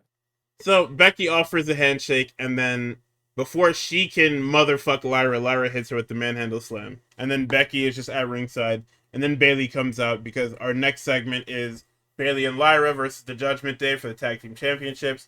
Reminder that Becky is still out here by the time this match starts, so you can see what's going on here. First bullet point I put because I love my GM. Dominic did not go to medical, and he's at ringside. What? I thought we told you to go to fucking doctor. I guess the nigga, it's weird because it's like maybe he's that scared of Uncle Allen. He just like keep this fucking fiend away from him. I'm not wrestling him for shit. Yeah, but gang, we told you to go to the fucking doctor. And the crazy part is like, okay, so what? You're cleared, nigga. You have 17 niggas in your faction, and you're afraid of fucking AJ Styles? Yes. Oh my fucking god. Whatever, man. So the story of this damn tag team title match is that Lyra is incredibly wary of Bayley's motives, and Bayley is just trying to win the fucking match. So the flow of this match is disturbed, and it's annoying as fuck, and it pisses me off to no end. But it's good because of the storyline. Like, yes, storyline doesn't mean that you have a shitty fucking match, John Cena, but this one wasn't necessarily shitty. It was just slow. It was worked slow because there was a lot of pantomiming and a lot of nonsense. Because, like I said, Lyra is trying to see what the fuck is up with Bayley, and Bayley's just like, "Yo, can we? Hello, is your head in the game? Hello." Like it's a cool idea, but because there's no, I can't see the light at the end of the tunnel, nor can I envision the light at the end of the tunnel for this Bayley and Lyra thing. It's wasted. I guess they're going for solo Bayley Lyra is like the passing of the torch for Lyra to officially become a main event scene or main event character. Yeah, I mean, I guess, right? Like that's where we're going. Is that Bayley cost Lyra the Intercontinental Championship. They fight, and because Lyra is like locked out of the Intercontinental Championship, she just moves up. Like, I guess that's what that is. Fucking Lyra and Naomi would move mountains. I'm not gonna lie. I don't know what else we would do with the women's IC shit after that, because you kind of set the bar a little high. I mean, it's on Becky Lynch, so you gotta find somebody to fill in the thing. You gotta put Kairi Sane in front of Becky Lynch, and then Kairi Sane hits her with the back fist and probably knocks her front two teeth out, and we have a problem. Don't worry, insane fans. She's gonna fix up. I hope. She kind of has to. I'm not gonna hold you. The niggas are not afraid of. They're not afraid to let her go. They're not afraid to do that shit. So we get this weird fall away combo thing by the Judgment Day on the Bayley. So Raquel picks up Roxanne and she does a fall away slam, and she sends Roxanne into Bayley. But here's the issue with this move, right? We're reaching Soul Snatcher tiers of nonsensical move, because if you were to fall away slam your partner, what is stopping the other person from just not being there? Like, it's a move that requires cooperation. We should be moving away from those, just because it disturbs the ebb and flow of wrestling. And like, there's nothing wrong with combo moves if it flows well. If it makes sense. Shit don't flow well. Nigga, they did this fall away slam. I said, what the fuck are we doing? I looked at that shit and I said, there's no fucking way. Oh, there's a way. So we get to the outside. Lyra ducks a big boot by Raquel, and this was where I was talking about, where she was supposed to hit Dom with the big boot, but she doesn't because she shorts it because she doesn't want to hit him. And then he has to kind of like half sell the shit and falls down. They call medic over. The medic is stopped by AJ, and AJ assaults this nigga basically. He's trying to administer CPR to a nigga who's completely fine. But then the referee is distracted by AJ doing this because, I mean, AJ is not supposed to be at ringside. So while the referee is distracted, Becky lays out Lyra. Bayley has no one to tag, and then Rox rolls her up, but then she reverses and she tries to take a back suplex. We get the blind tag by Raquel, and then Raquel gets her with a damn Tejano bomb for 3. I think the finish was good, but the match was rough because of the story it had to tell. It had to tell 2 separate stories that are really weird currently, right? Like the Dominic Mysterio and AJ Styles thing, and then we have the Bailey and Lyra thing, which I don't know, man. I can't deal with this fucking Bailey and Lyra shit because it's been weeks of nonsense. Like even before WrestleMania, it's been weeks of nonsense. We're getting to the end, I think. So I fucking hope so. So Sami Zayn has popped up on the show again, and he talks about dealing with Cross because he missed the gauntlet because of Cross, not to mention because of Braun Breaker, but more so because of Cross because that's our thing. Yeah, that was a fucking first plane to hit the tower. So before Sami Zayn and Karrion Kross, we are backstage. Finn and JD link up with Dom. Nigga Pierce rounds that fucking corner and says, "Hey, yep. I thought I was going to go fucking doctor, man. If you don't go to doctor, all right, come here. You're going now." Nigga, Principal Pierce is steaming red. If you look at JD and Finn, they're like, holy shit, he's really fucking mad, huh? His shit is fucking awesome. He says, listen, if you don't go see that fucking doctor right now, you're stripped. You're done. So he walks off, and Finn hits him with the, yo, get us some lollipops. Because you're going to the doctor. Get me some fucking lollipops, man. Come on. So let me get to the ring. It's Cross and Sami Zayn. This isn't a hot...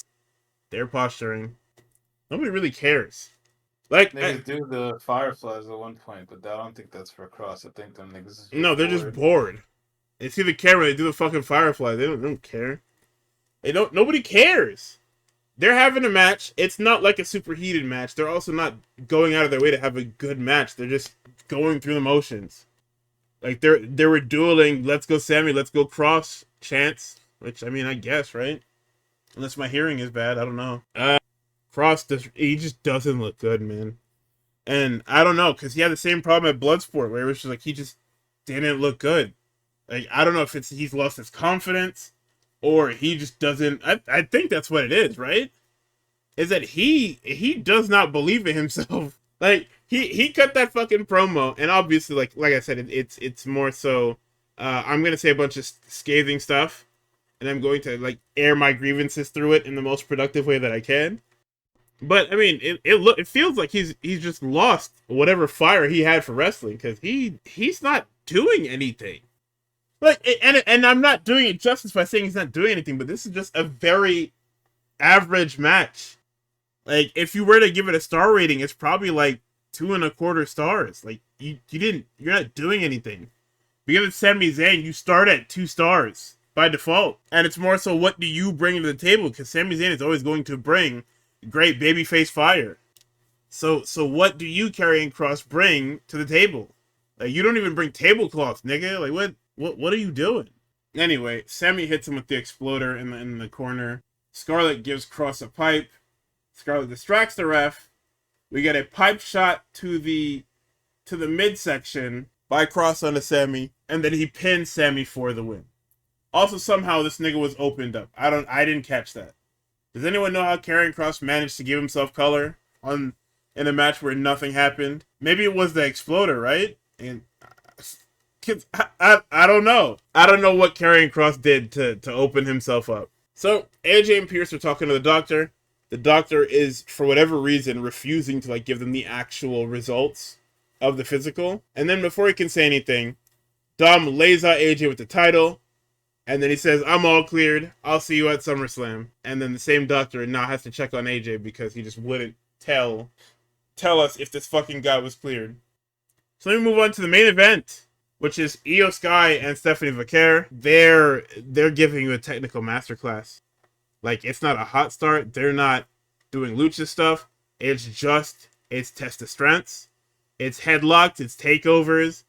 They're doing they do have a bit of lucha stuff in there, but it's not hard lucha stuff. Steph at one point gets a straight jacket in, and that was fucking great. Like, just watching them grapple around and put each other in holds. So then to name some of the spots here, We have an Asai moonsault that's dodged, and then Io gets hit with a super kick. Crowd preemptively pops for Devil's Kiss because they're just fucking animals, I guess. Io attempts the Sunset Bomb, but then gets Devil's Kiss on the apron. And then Io then hits SVB for 2. We get a top rope reverse suplex by Steph onto Io. And then because we just cannot have a fucking winner, Secret Harvest appear out of, well, not, I can't say out of nowhere, because Steph beat Alba on Friday, and then the Monday prior to that Friday, there was also a whole thing with Chelsea Green. So then Chelsea attacks both Steph and Io. We get a missile drop kick onto Chelsea, a shote onto Alba, and then we get a double drop kick by both Sky and Vaquer, which removes Piper. Then Naomi appears and shoves Io into Steph, and then Secret Harvest are stomping out Steph while Naomi is attacking Io. And here comes Rhea Ripley. Rhea Ripley comes down, she clears house, and then she gets a riptide onto Chelsea. And then we get the SummerSlam rundown. And now it's time for Tux to tell us what the 19-minute Roman Reigns segment was, 20-minute Roman Reigns segment was about. All right, this is dog shit. Everybody involved in this needs to be ashamed of themselves. I don't know what this Roman guy did. I mean, he said what he did in his fucking time off in the fucking post-game promo that he did on social media with fucking Jay Uso, where he confirmed, yes, I have 5 kids. I didn't have 6 kids. I had 5 kids. He said we did tutoring, and then school's out. And then no, he said there was school, and then he said school's out, and then we did tutoring, and then we're back in or something. I forget what the fucking ending of that shit was, but yeah, he was just like said that they're doing summer work now. Oh, summer schooling, right. Sorry. So there is no vacation time, which I guess, right? Because he definitely didn't work on any promoing. Well, now maybe not promoing. He didn't practice any promoing. I'd say that because back in the day, you know what I'm saying, you get you when you finally fucking get Roman Reigns to do something, it's just like, oh, this guy has it. Karrion Kross renewal, yo, shut the fuck up. My bad. All right, I don't know if I sound any different. You sound good. Hopefully it stays that way. All right. So yeah, no wise man, just dumbass. Calls him this over and over. You can see Braun Breaker getting pissed off. Oh, I was just looking at my shit. It looked weird. Braun Breaker is getting pissed off more and more, and he's like about to lose it. Bronson Reed is just in the back holding this briefcase like it's his, and it's kind of weird, but it's like whatever. So Roman is just like, the wise man's the dumbass is trying to take responsibility for all of my accomplishments, but he may have made me the tribal chief, but he didn't help me keep that title. The Usos did. Solo did. I don't think you should have mentioned that one. Yeah, that was kind of crazy. I wouldn't do that. Even Sammy did, and it's just like, okay, like we get it, man. So then Braun Breaker gets the mic, and everybody I saw on Twitter, a lot of people were like debating about Braun Breaker's mic skills. Braun Breaker just says, "Hey, times have passed you up. You're old. I'm the future of this business. I'm the future of this company. Do what you do best and leave. Nobody wants you here anymore." And that was it. And that wasn't bad. It is your very standard, I have to follow up fucking Roman Reigns when he's returned promo. He's super also duper. Nothing to say to the fucking guy. What has he done for the last 5 fucking years?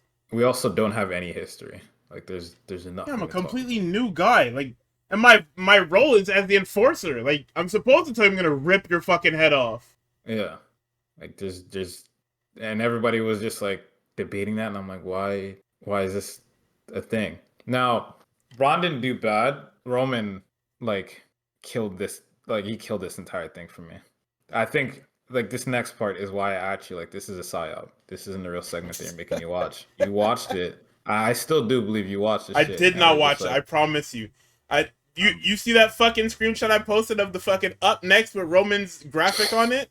Nigga, yeah. I seen that and I delegated it immediately. I seen that. I seen there was 20 minutes left in the show. I said no fucking way. Yeah. So then Roman turns to leave, right? A little bit. Crowd obviously does their thing. They start cheering a bunch of bullshit.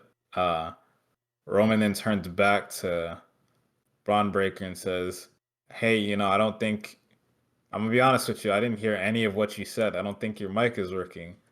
Here, try mine." And then tosses him the mic, and then Superman punches him. Why And did then you wait obviously, so long to fucking?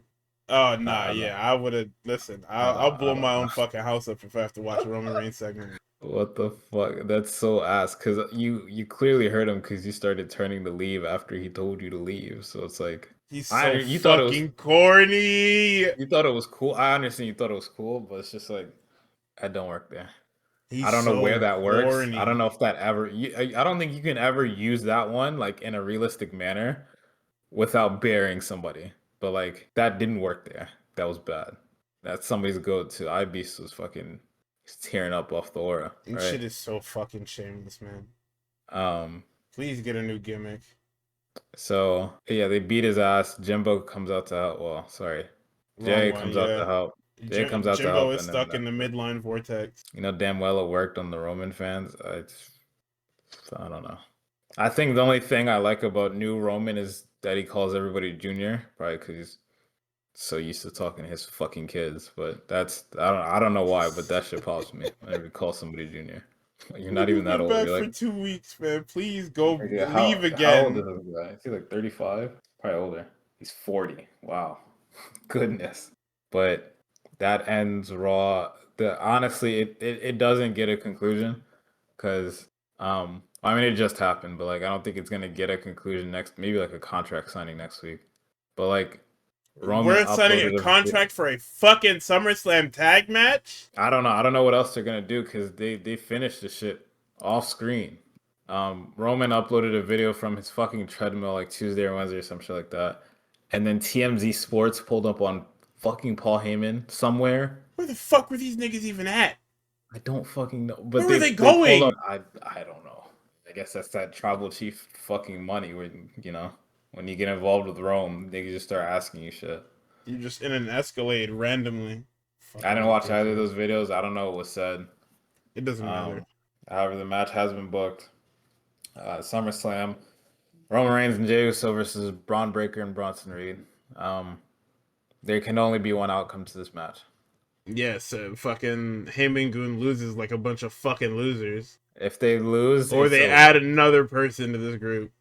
Maybe that's where they debut the next person, whoever the fuck that will They be. add another But person and they kill Jey Uso because we cannot beat Roman Reigns. yeah, I'll tell you who it's not right now. It's not going to be Ethan Page because that guy just started a whole gimmick with that goddamn belt. I On an, mean, Solo had the North American Championship and was on Raw. oh, Dominic did maybe it too. I guess. I Um, mean, I also hope it's not Ethan Page because I don't want him near Roman Reigns. Ricky Saints got killed by an LFG guy. I'm pretty, or was it an Evolve guy? LFG. It was one of those guys. So maybe they move him up now. Maybe they finally realize, hey, I think we're holding on to this senior citizen too long.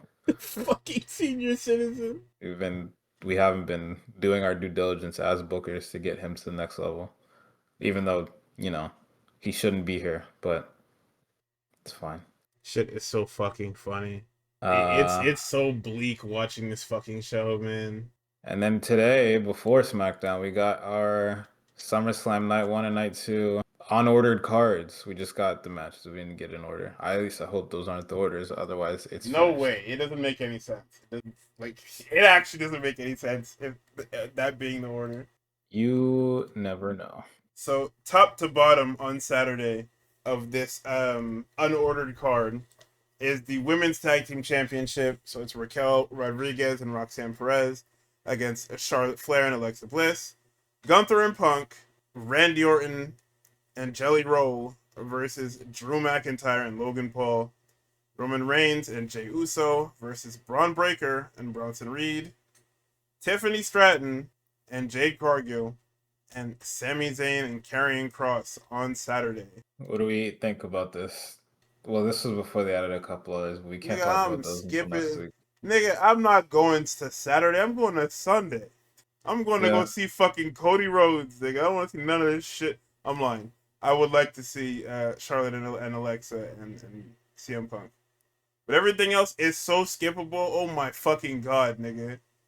Yeah. think morbid curiosity is gonna get me to be seated for Tiffany Stratton versus Jade Cargill. No, but I'm good. That's okay. I'll be there at least, very least. Tell you what dog shit it is. No, it's because like I just nigga, I just seen another tweet today where they were talking about, oh, having two black women world champions on both shows is gonna be so great. I said, I hear you, right? I don't think that's the case. Because the thing is, Naomi is a brilliant professional wrestler, especially within WWE system. Jade Cargill still cannot find her footing in WWE system while they put the machine behind her. Yeah. Like, we have to stop taking things at face value and going, well, the black women are champions, so we won. What the fuck did you win? We didn't win nothing. We lost, nigga. Maybe Jade Cargill being champion will inspire some child out there who's watching to be a better professional wrestler than her. That's not happening. It could. You can't watch ass and be inspired. I'm sorry. Actually, that's a lie. Niggas were inspired by Hogan. Well, I'm not disagreeing. I'm just... They forget that champs don't get to wrestle outside of PPVs. They don't care. If even they that, just want they just want to check the shit off the list, bro. They don't care. If we even get them on PPVs anymore, fucking Julia's gonna be at home. They're not real people. They don't care. Julia's gonna be at home, and I guess Solo is fighting Jacob again. Oh boy, yippee! Forgot about that. Love that. Yeah, because then Sunday is just fucking all championship matches. Like every single one is a championship match. It's also the steps too. Yeah, fucking top to bottom Dom versus AJ Styles for the IC title. John Cena versus Cody Rhodes street fight. Solo Sikoa versus Jacob Fatu. I think that's a regular match, right? No, steel cage. Oh, steel cage, right? Becky Lynch versus Lyra Valkyria. Loser never. I think if Lyra loses, she can never challenge for this shit again. I don't know if there's any step on Becky. There isn't. That's what I was saying. It's dumb to have such a lopsided fucking thing. Yeah.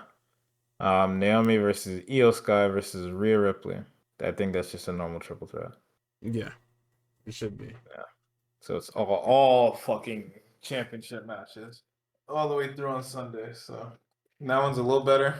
Or maybe not a little better. It's a lot better. Outside of one match, like it should just be straight up just a better day. Karrion Kross making it on a Big Four pay-per-view is fucking comedy. Like we have getting re-signed. We have lost every recipe humanly possible. Sorry to tell everybody, he is getting re-upped. He will be back. This is not a send-off. Sorry to say. Why is Rhea in the match? Because when Naomi cashed in, it became a triple threat. So it's only fair that Naomi robbing us of the singles match would put them in a triple threat, like a legitimate triple threat. Yeah. Either way, I'm not mad at that being a triple threat because all three of them can cook. So should be a decent weekend. Yeah, it'll be okay. 2 nights. It'll be okay. I'm sure I'll be disgusted by some of the decisions that were made, but I mean, that's just what it is. I'm also still debating on if I would even want to go, but who knows? We will see. I had a whole week to decide. Go ahead and sleep on it because they did add some new shit they're not going to talk about. But talk about it next week. No, I did see some of that shit. That shit was alright. So NXT, oh god, NXT was certainly a fucking show. But we're in Texas because it's one of those things where NXT is outside for a little bit.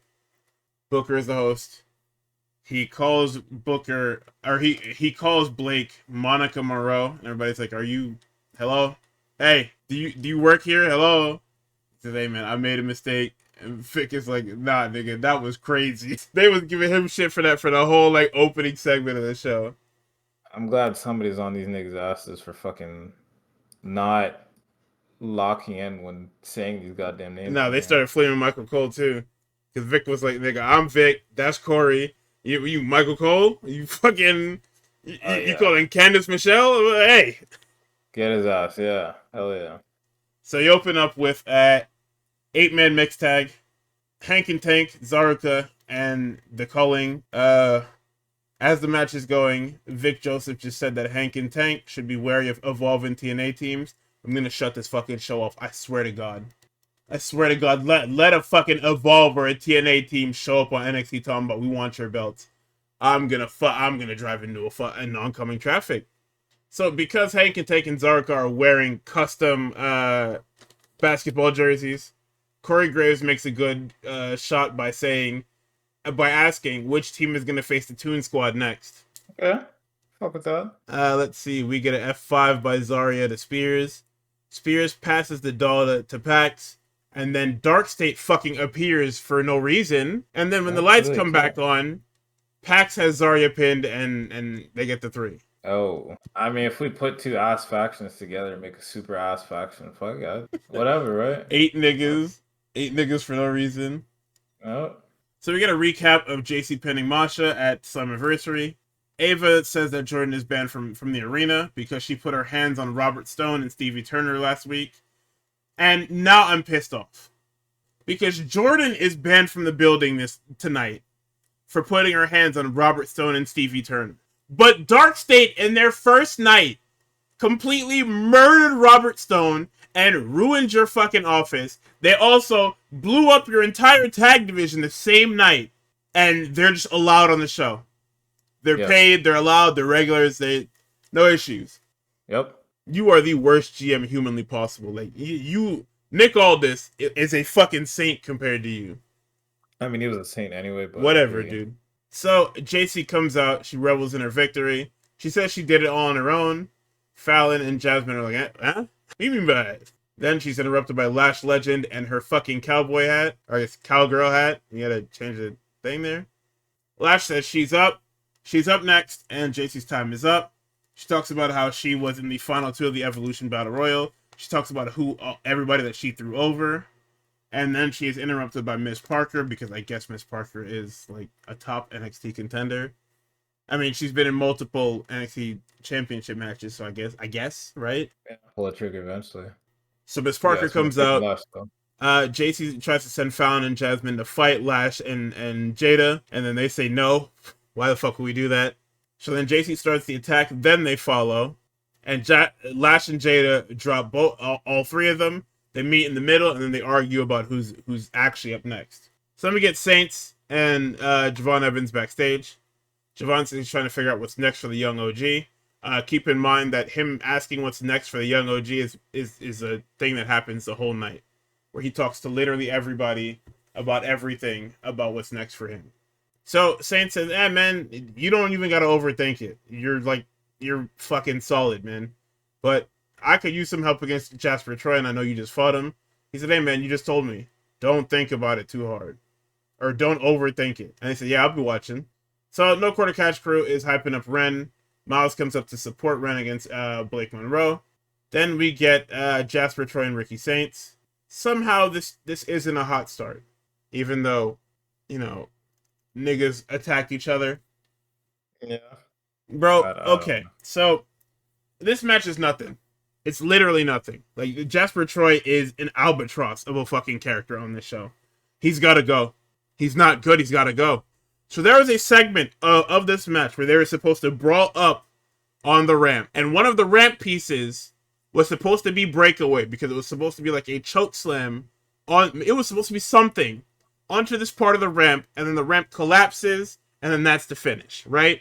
For some fucking reason, this motherfucker gets lost, and he is now intimidating the referee. He's literally standing there. He's staring the referee in the face. He's not doing anything.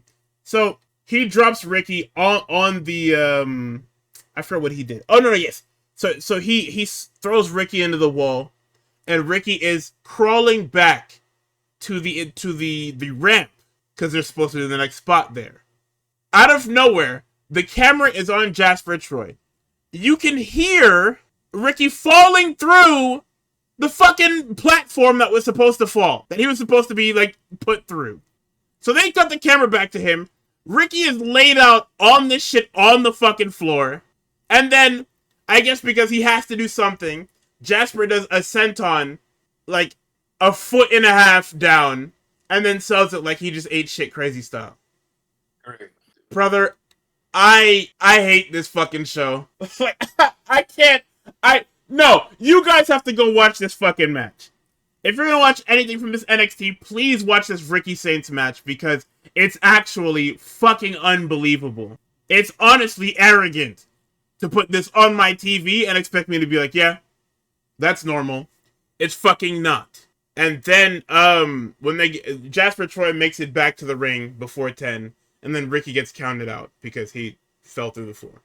So High Rise is with Trick. They said, "Hey man, we got you with whatever you need." High Rise is the Haitian niggas and Wesley. Javon is sitting on an equipment box. He laughs and he says, "Okay, Trick Williams, Trick and A, okay, handle your business, cousin." Trick tells him to mind his fucking business while grown folk is talking. And they said, "Nah." And then he said, "Yeah, he's gonna go call out the." Trick says he's gonna go call out the Undertaker.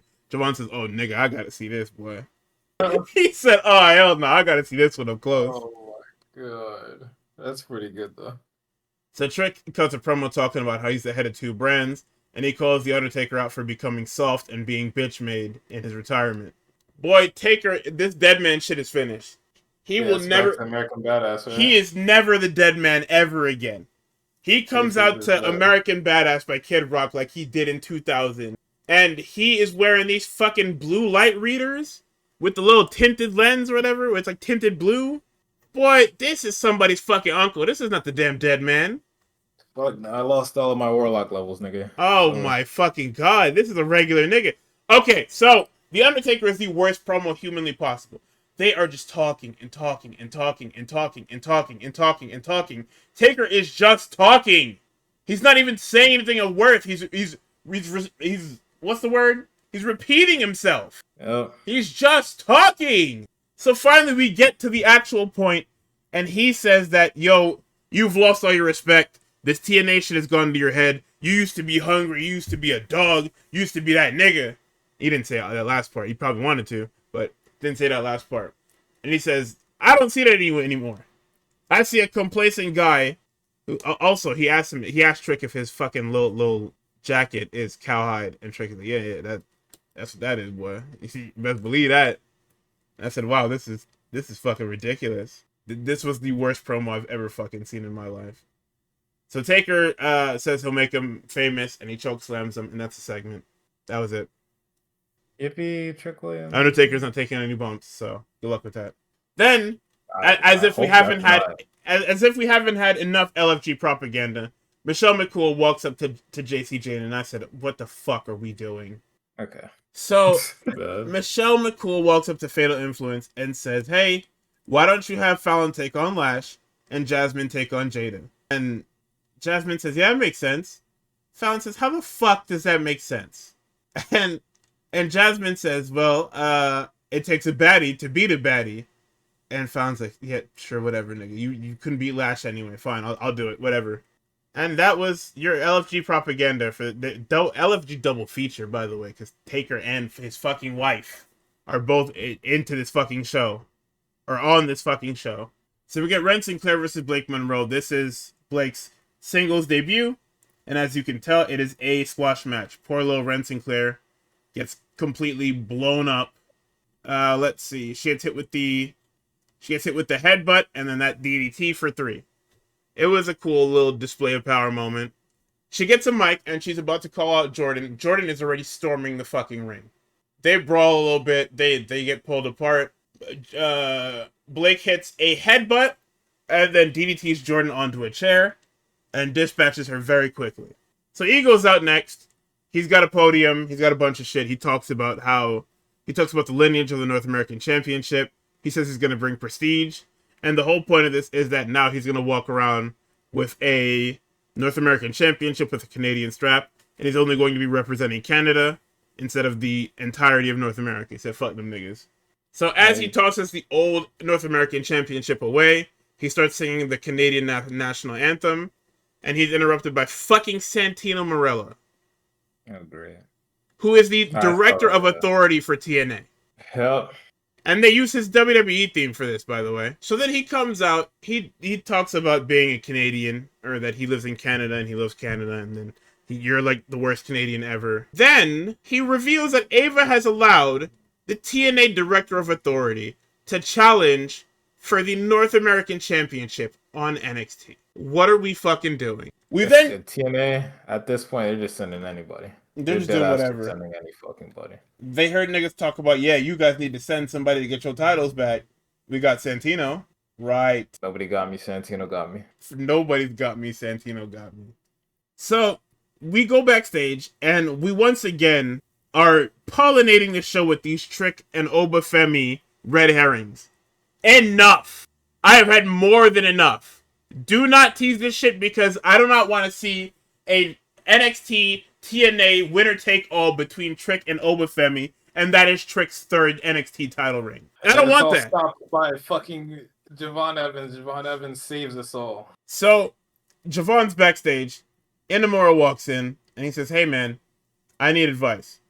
And Javon's like, "Nigga, I'm only 21." Inamura says, "You're right." And he begins to leave. Javon's like, "No, I'm fucking with you. What do you need?" He asks if he's a bad friend for not listening to Briggs, who literally cost him the NXT championship. Javon says, "Nah, you just have your own way of doing things, with the nobility thing." He said, "You can love somebody and not like them." And I said, "That sounds insane. There's probably a better way for you to say this. I hear you, however, whatever." And Inamura's like, "I hear you. Thank you." And he walks off. So we're back with the No Quarter Catch crew. They're still doing this fucking everybody wants to leave the faction shit. And Bubba Ray, more LFG propaganda, by the way. Fucking Bubba Ray Dudley walks up and he says, "Hey, Charlie, you sitting here talking shit? You better watch the fuck out." Basically, he sets up a match for next week because I guess the LFG coaches are just like interim GMs for the GM that's already in the building. So Bubba Ray says, "Yeah, next week it's going to be Tavion against Charlie again. If Tavion wins, he's out. If Charlie wins, you stay in the NQCC with a smile on your face." It's like, well, sure, man, whatever. Why the fuck I don't not? want to smile, but I guess I'll stay, dude. Then Lexus King walks up to Miles and he's like, "Hey, you're a faker. You're not really deaf. I've been wearing noise-canceling headphones all day, and I heard that whole thing." I was like, "Oh, that's awful. Why did you... Oh, that's awful." So we get to our NXT main event. It's Briggs, Inamura, and Femi for the North America... Not North American, the NXT Championship. The fuck? Yeah, because you remember Josh Briggs fucked everything up? Yeah. So, Oba immediately goes to kill Briggs because Briggs is the fucking problem in this match. Yeah. Which is good. Like, at least we got somebody's paying attention to the fucking show that they're on. So Oba goes after Briggs, and this is very weird, right? Because it's one of those things where Josh Briggs is clearly fucking evil, but Inamura doesn't want to believe this. So they're working together, and it is basically a 2v1 on Oba the entire time. They are just hitting Oba with shit. They're barely hitting moves onto each other, if not hitting moves onto each other at all. So the NXT crowd is of course chanting, "This is awesome," for the most normal shit ever. Let's see. We got a spinning power slam by Inamura. Briggs stops the referee's count by stepping on his hand. We get a double choke slam by Obafemi. Let's see what we got here. We got a choke slam by Briggs for 2. Fall from Grace is blocked once again into the brain chop by Inamura. Inamura hits a spear. He hits the modified Psycho Bomb for 2, but it's only 2 because Briggs pulled the ref. The ref slides back in the count, and Briggs pulls Obafemi's hand onto the rope to cause a rope break in a triple threat match. So I don't know. WWE is doing all types of shit. They're doing whatever the fuck they want. Let's see. Inamura hits his body press onto Obafemi. Then Josh Briggs hits a moonsault directly onto both of them. And then he pins Oba for 2.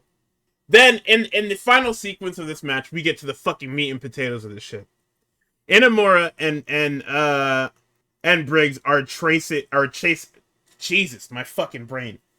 They are trading forearms, chops, and punches and everything.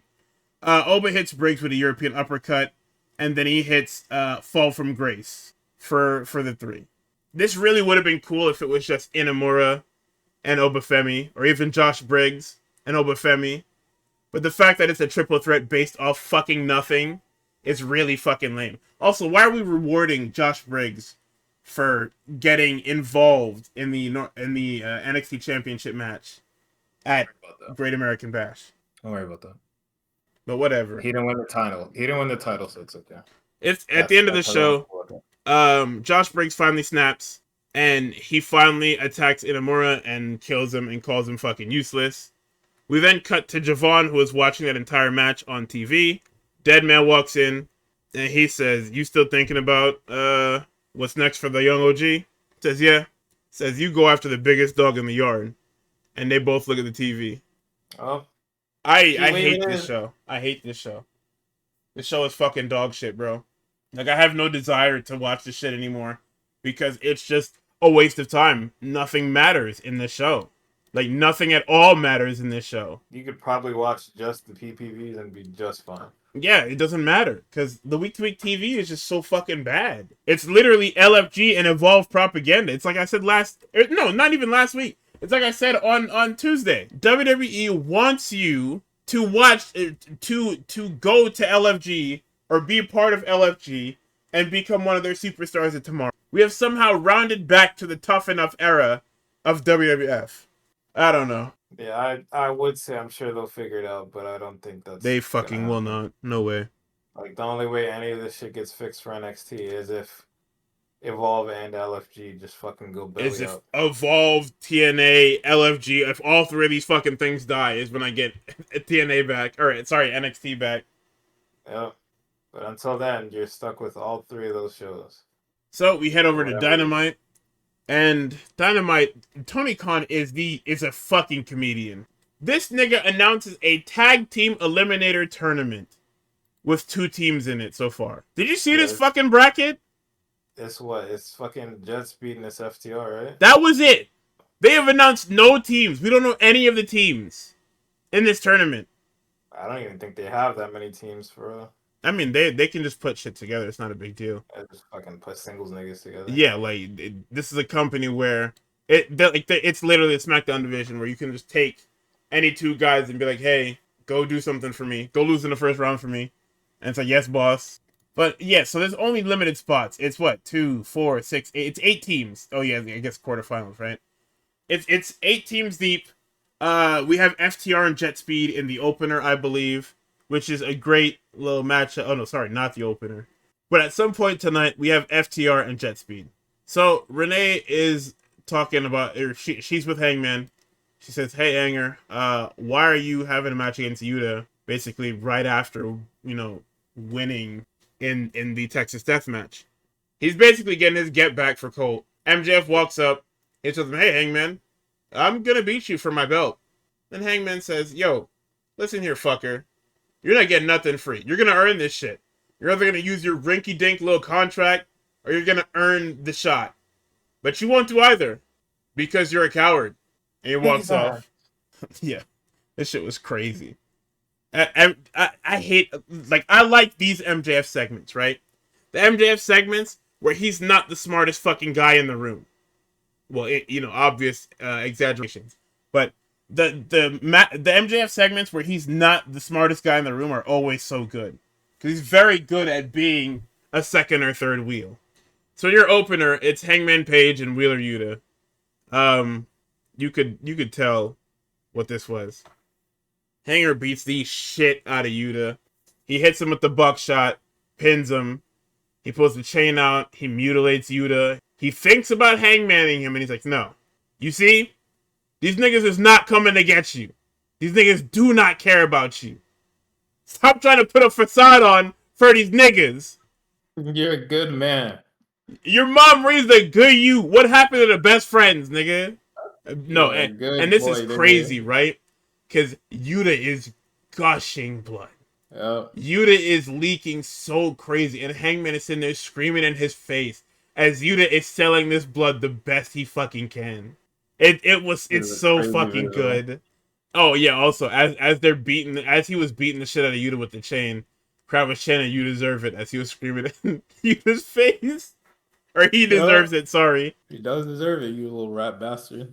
So Billy is with Athena in this backstage segment, and Athena asked about who she is, what title she holds, where she runs at, and then she asked her who is Toni Storm. Billy calls her a musty ass hoe that has her championship. Nuts, bro.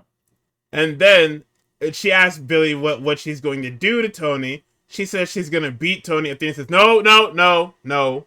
You're going to destroy her. No You're title going to shot for hurt her. Julia.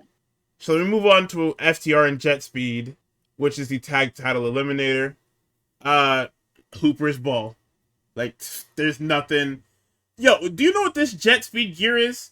Because I was talking about it being My Hero gear. That's also what I thought when I saw it. But then I looked again and I'm like, wait, this is totally Speed Racer, right? With the Mach 5 and everything? Oh yeah, probably. I have no idea what this is. I don't know. Either way, it's pretty good gear. So, we get, let's see. We get a house show dive by Jet Speed. We get the super kick with the German. Let's see. We got Dax on the outside, tries to or he puts his hand out. Some guy tries to dap him up, and he says, fuck you, and walks off. We get a sharpshooter by Dax, which turns into stereo sharpshooters by FTR. FTR attempt power and glory, but Knight blocks the splash. Let's see what we got here. We got a hurricane run, a roll through into a kick. Kevin Knight's vertical needs to be studied because Speedball has Dax in an electric chair, and Kevin Knight is able to clear Speedball completely and hit this fucking drop kick. No, Kevin Knight's verdi is insane. He has bunnies, and it's crazy because like he jumped straight over Mike Bailey, and I said, "What the fuck are we doing?" My God, I hope that nigga gets a crazy singles push one day. So that's I know the most we're probably gonna get for now is him versus fucking Air Fox, right? Because everybody gets their government mandated Air Fox beatdown. So Dax cradles Kevin Knight and uses Stokely's crutches as leverage for the three. Shivani interviews them post-match, and Stokely says that Adam Copeland should be in prison. Adam Copeland is a horrible human being, and Adam Copeland is a cancer to AEW. Well, so Adam Copeland comes out, and then Stokely says, hey, stop right there. If you come near FTR, you're fucking fired. And then this nigga says, yeah, I know. So I hired some niggas who hurt people. And I said, what? And then the fucking Hurt Syndicate come on, and I said, what? Yep. So you niggas are for hire? What is this? They're in the business of hurting people, in quotation marks. So FTR run down there, and they try to kill FTR. And then Cope tries to attack Stokely again, but he throws a security guard into the way of the spear. So we're backstage with Mother Wayne and her kids, Nick Wayne and his sister Kip Sabian. Let's see. He says that he and Kip will be on Collision, and they'll show off, new faction, I guess. They're a duo now, or a trio, I guess, if you count Nick Wayne's mom as part of the act. Kip Sabian minutes, yo. Nobody wants to see fucking Kip Sabian, man. So Ospreay's up next. He's walking towards the ring. We get a Moxie promo. It's a pre-tape that was supposed to air at the beginning of the show, as indicated by the lower third, saying that Hangman and Yuta is up next. Fucked up. What is with production? Because this is not the first time this has happened. This is like the fourth time in like 4 weeks that this happened. Get a little silly sometimes. So it's a promo. He celebrates the fact that Hangman was able to beat him, but then he asks, "Hey, Hangman, you beat me, but what are you gonna do when it starts getting hard? When you have to keep doing what you did, day after day, week after week, month after month, maybe injury after injury." So we get Ospreay in the ring. He talks about how he's been working with a hurt neck for 10 months. He says that his C2 and his C6 have herniated discs that are in his spine now, and it's like, oh Jesus. But then he says he's gonna be back for Forbidden Door, and I said, wait, what? No, Forbidden Door is back in 4 weeks. If you're getting herniated discs taken out, well, not at the end of the month, but at the end of next month, nigga, that's no time at all. Yeah, like what? So then that's when Mimsy said, oh yeah, okay, so this has to be like a work, right? And I said, I guess. Because saying that you'll be back in 4 weeks from a herniated disc is insane. I don't know. Maybe I have to check these things. I have no clue. But he thanks Hangman and Swerve for holding up their end of the bargain and being welcoming to him. And then he tells the Death Rider it's an eye for an eye. And when he's back, it's hunting season. Swerve meets him on the ramp, and they hug. And then we get a promo for Thekla, Julia and Sky Blue. Julia Hart and Sky Blue. They have a new faction. They're a coven, I guess. Willow's with Renee, and she says that she wants Tekla. And then Renee is with the Hurt Syndicate. And before she can ask them any questions, of course, Max comes sprinting into the screen and says, "Hey, what the fuck was that? Where the fuck were you niggas at when Hangman was in my face? And you niggas are fucking killing people without me now?" Bobby Lashley grabs this nigga by his entire face and shoves him up against them lockers. And he says, "Man, shut the fuck up. We are tired of your you first attitude. We are tired of your bitching. We are not for you, nigga. We do what we want to do." And he says, "You know what? I want you to fuck out of here." Nigga put the thumbs down as if that like actually means anything. That means the voting process got started. They're about to go talk about it. Fucking ridiculous. So, AEW Women's Championship Eliminator. Tony Storm versus Billy Starks. Athena is yet again in the Skybox because we have a residency in Chicago. Nice theater, by the way. I like that venue. I like that venue for wrestling. It's fucking awesome. Shit is very pretty. So, there was a senton by Billy Starks to the outside on a Tony Storm that was on all fours. I said, Jesus Christ. Tony hits Mongolian chops. We get a crossface chicken wing for 2. We get a sky high for 2, and then the crossface chicken wing is blocked. We get a victory roll by Tony Storm for 2, and then a reversal by Starks for 2.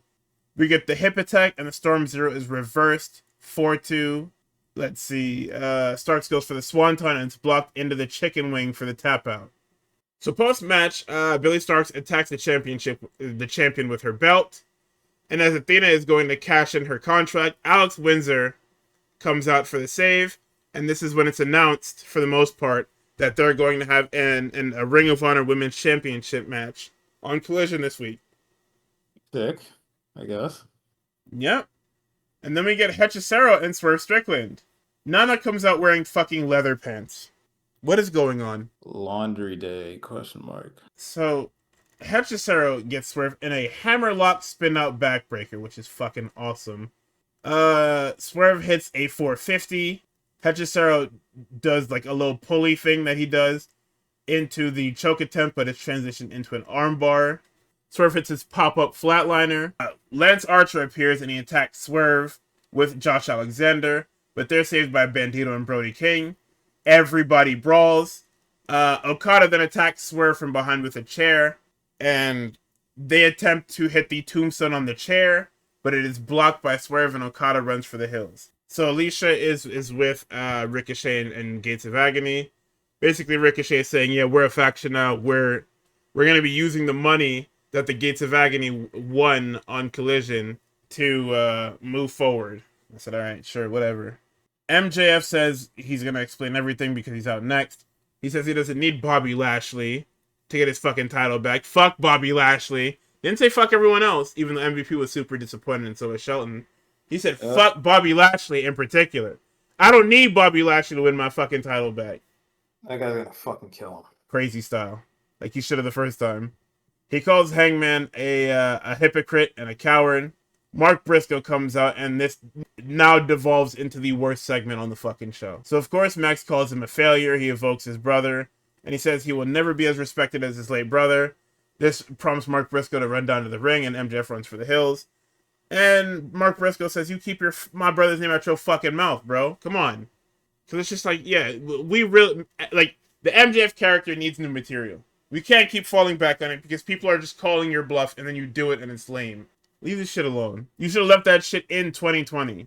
What the fuck? I'm all mixed up. MJF promos where it's just like, yeah, so you have this one thing that everybody knows is like a sensitive point for you, and I'm just gonna keep poking at it. Whether it's Hangman when he had a drinking problem, Dustin talking about his drug abuse, his drug addiction problems, or Mark Briscoe's late brother. Like, it's stuff that is well documented, and it was like, yeah, this is super tough for this person. So MJF is just gonna use it because that's the type of character that MJF is, even though it's lame as fuck. I've always hated that shit.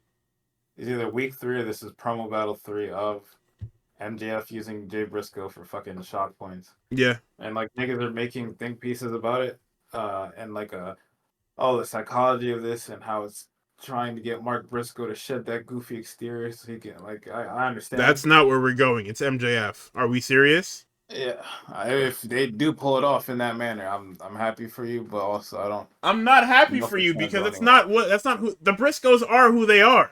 Yeah, Like it's been years. The Briscoes are well respected in every corner of wrestling. What are we talking about, man? yeah, I I hate don't when know. y'all make shit up to make Tony Khan and fucking MJF look smart. Give it a Niggas fucking want break. something. Niggas want something. Shit is so annoying, man. Anyway, in your Dynamite main event, you have Claudio Castagnoli and Mark Briscoe. Nigga, when they did the shot in the fucking stairwell, I Oh thought yeah, that was a genuine fucking statue, not this fucking guy standing on the railing. nah, that nigga was farming like shit. I said, what the fuck is this? My dog Claudio Claudio is Castagnoli, fucking awesome. as mentioned on WWE television. Yeah, he was. By heel John Cena. So, they're battling back and forth. They're brawling throughout the crowd. Darby Allin is just standing in the fucking crowd. Not even doing anything. He's just standing there. Listen, man, we gotta, wait. He's just watching them. He was just standing there. Oh yeah, see, I told you what, nigga. Sometimes Tony Khan can just be read like a fucking book, bro. That nigga's gonna blow that faction of fucking smithereens. No, we knew this. But it's just like, why? Why not give it to somebody who's actually been on TV? Like, how did this No. not become somebody else's fucking problem? Because I have to finish the storylines that I started, man. Matter of fact, why don't we get Mark Briscoe away from MJF and insert him into this? I don't know. Like, this shit is just crazy, man. Anyway, let's see. We get a cactus elbow off the announce table. We get a running neck breaker off of the barricade by Briscoe. Froggy bow for 2. Claudio crotches Mark Briscoe on the top rope and hits a super body slam for 2. Neutralizer is blocked, but he thumbs Briscoe in his eye. Neutralizer is blocked yet again, and Claudio gets small package for 3. Then Marina and Claudio kill Mark Briscoe as a backdrop for Moxley calling out Hangman. Hanger comes out immediately. Yuta is bandaged up crazy style. He looked like the nigga that was selling chocolates in SpongeBob. Yuta looked crazy, man. Paper, glass, what is it? Glass bones, paper skin. Yep. So Hanger comes out fucking immediately. He pulls a microphone and he says, when you told me I didn't want Texas Death, you were lying. When you told me I didn't want this championship and I couldn't do it again and again, I think you believe that. So I'll prove it to you. Not the John Moxley in front of me, but basically the ghost of John Moxley that was the ace of the company and was holding the company on his shoulders. So next week, it's Hangman and Mox again for the World Championship, but this time, Mox is the challenger, so we play by Hangman's rules. And that's no interference whatsoever. And like I said, I know your answer is yes, so I will see you next week, dumbass. And then the show goes off the air. I miss this Hangman. It's been so fucking long. I've missed this Hangman. It is firework. Him, like, I understand that after the fucking match with Moxley next week, he's probably gonna just back off from the Death Rider shit and just fucking pass it off to Darby. But, like, I also would not be mad if he just full sent, as champion, I'm going to make sure this faction never recovers. Yeah, I mean, it might as well be me that blows the shit up. Why not? Yeah, but they are just gonna go with the safe option, which is Darby Allin because Mox threw him down the stairs one time. Yes, and because he choked Danielson in front of me. Yeah, anyway, because they choked Danielson in front of me. So next week, I can only assume that something stupid is going to happen, right? It's gonna be one of those things where Hanger has Moxley beat, and then on the Titantron, they have once again strung up Colt Cabana by his fucking ankles and are beating him like a fucking piñata. Yep. Like, I can only assume that there is a motherfucking happening very soon of Hangman Page, and it's going to upset everyone. Not Colt Cabana is also mentioned on WWE television. No, that was Claudio Castagnoli. Oh no, he was, yeah, like 15 years ago. Oh, I thought I got mentioned. No, that was Claudio. Brothers. Remember the anagrams? All right. Good. Yeah, I mean, I don't know. AEW got some shit going on. They got Forbidden Door later. They haven't even started building the Forbidden Door. Also, Also, forbidden during like even remotely during G1 season, so you can't actually build anything is certainly a fucking choice. Never do it again. Yeah, let's cut that out, guys.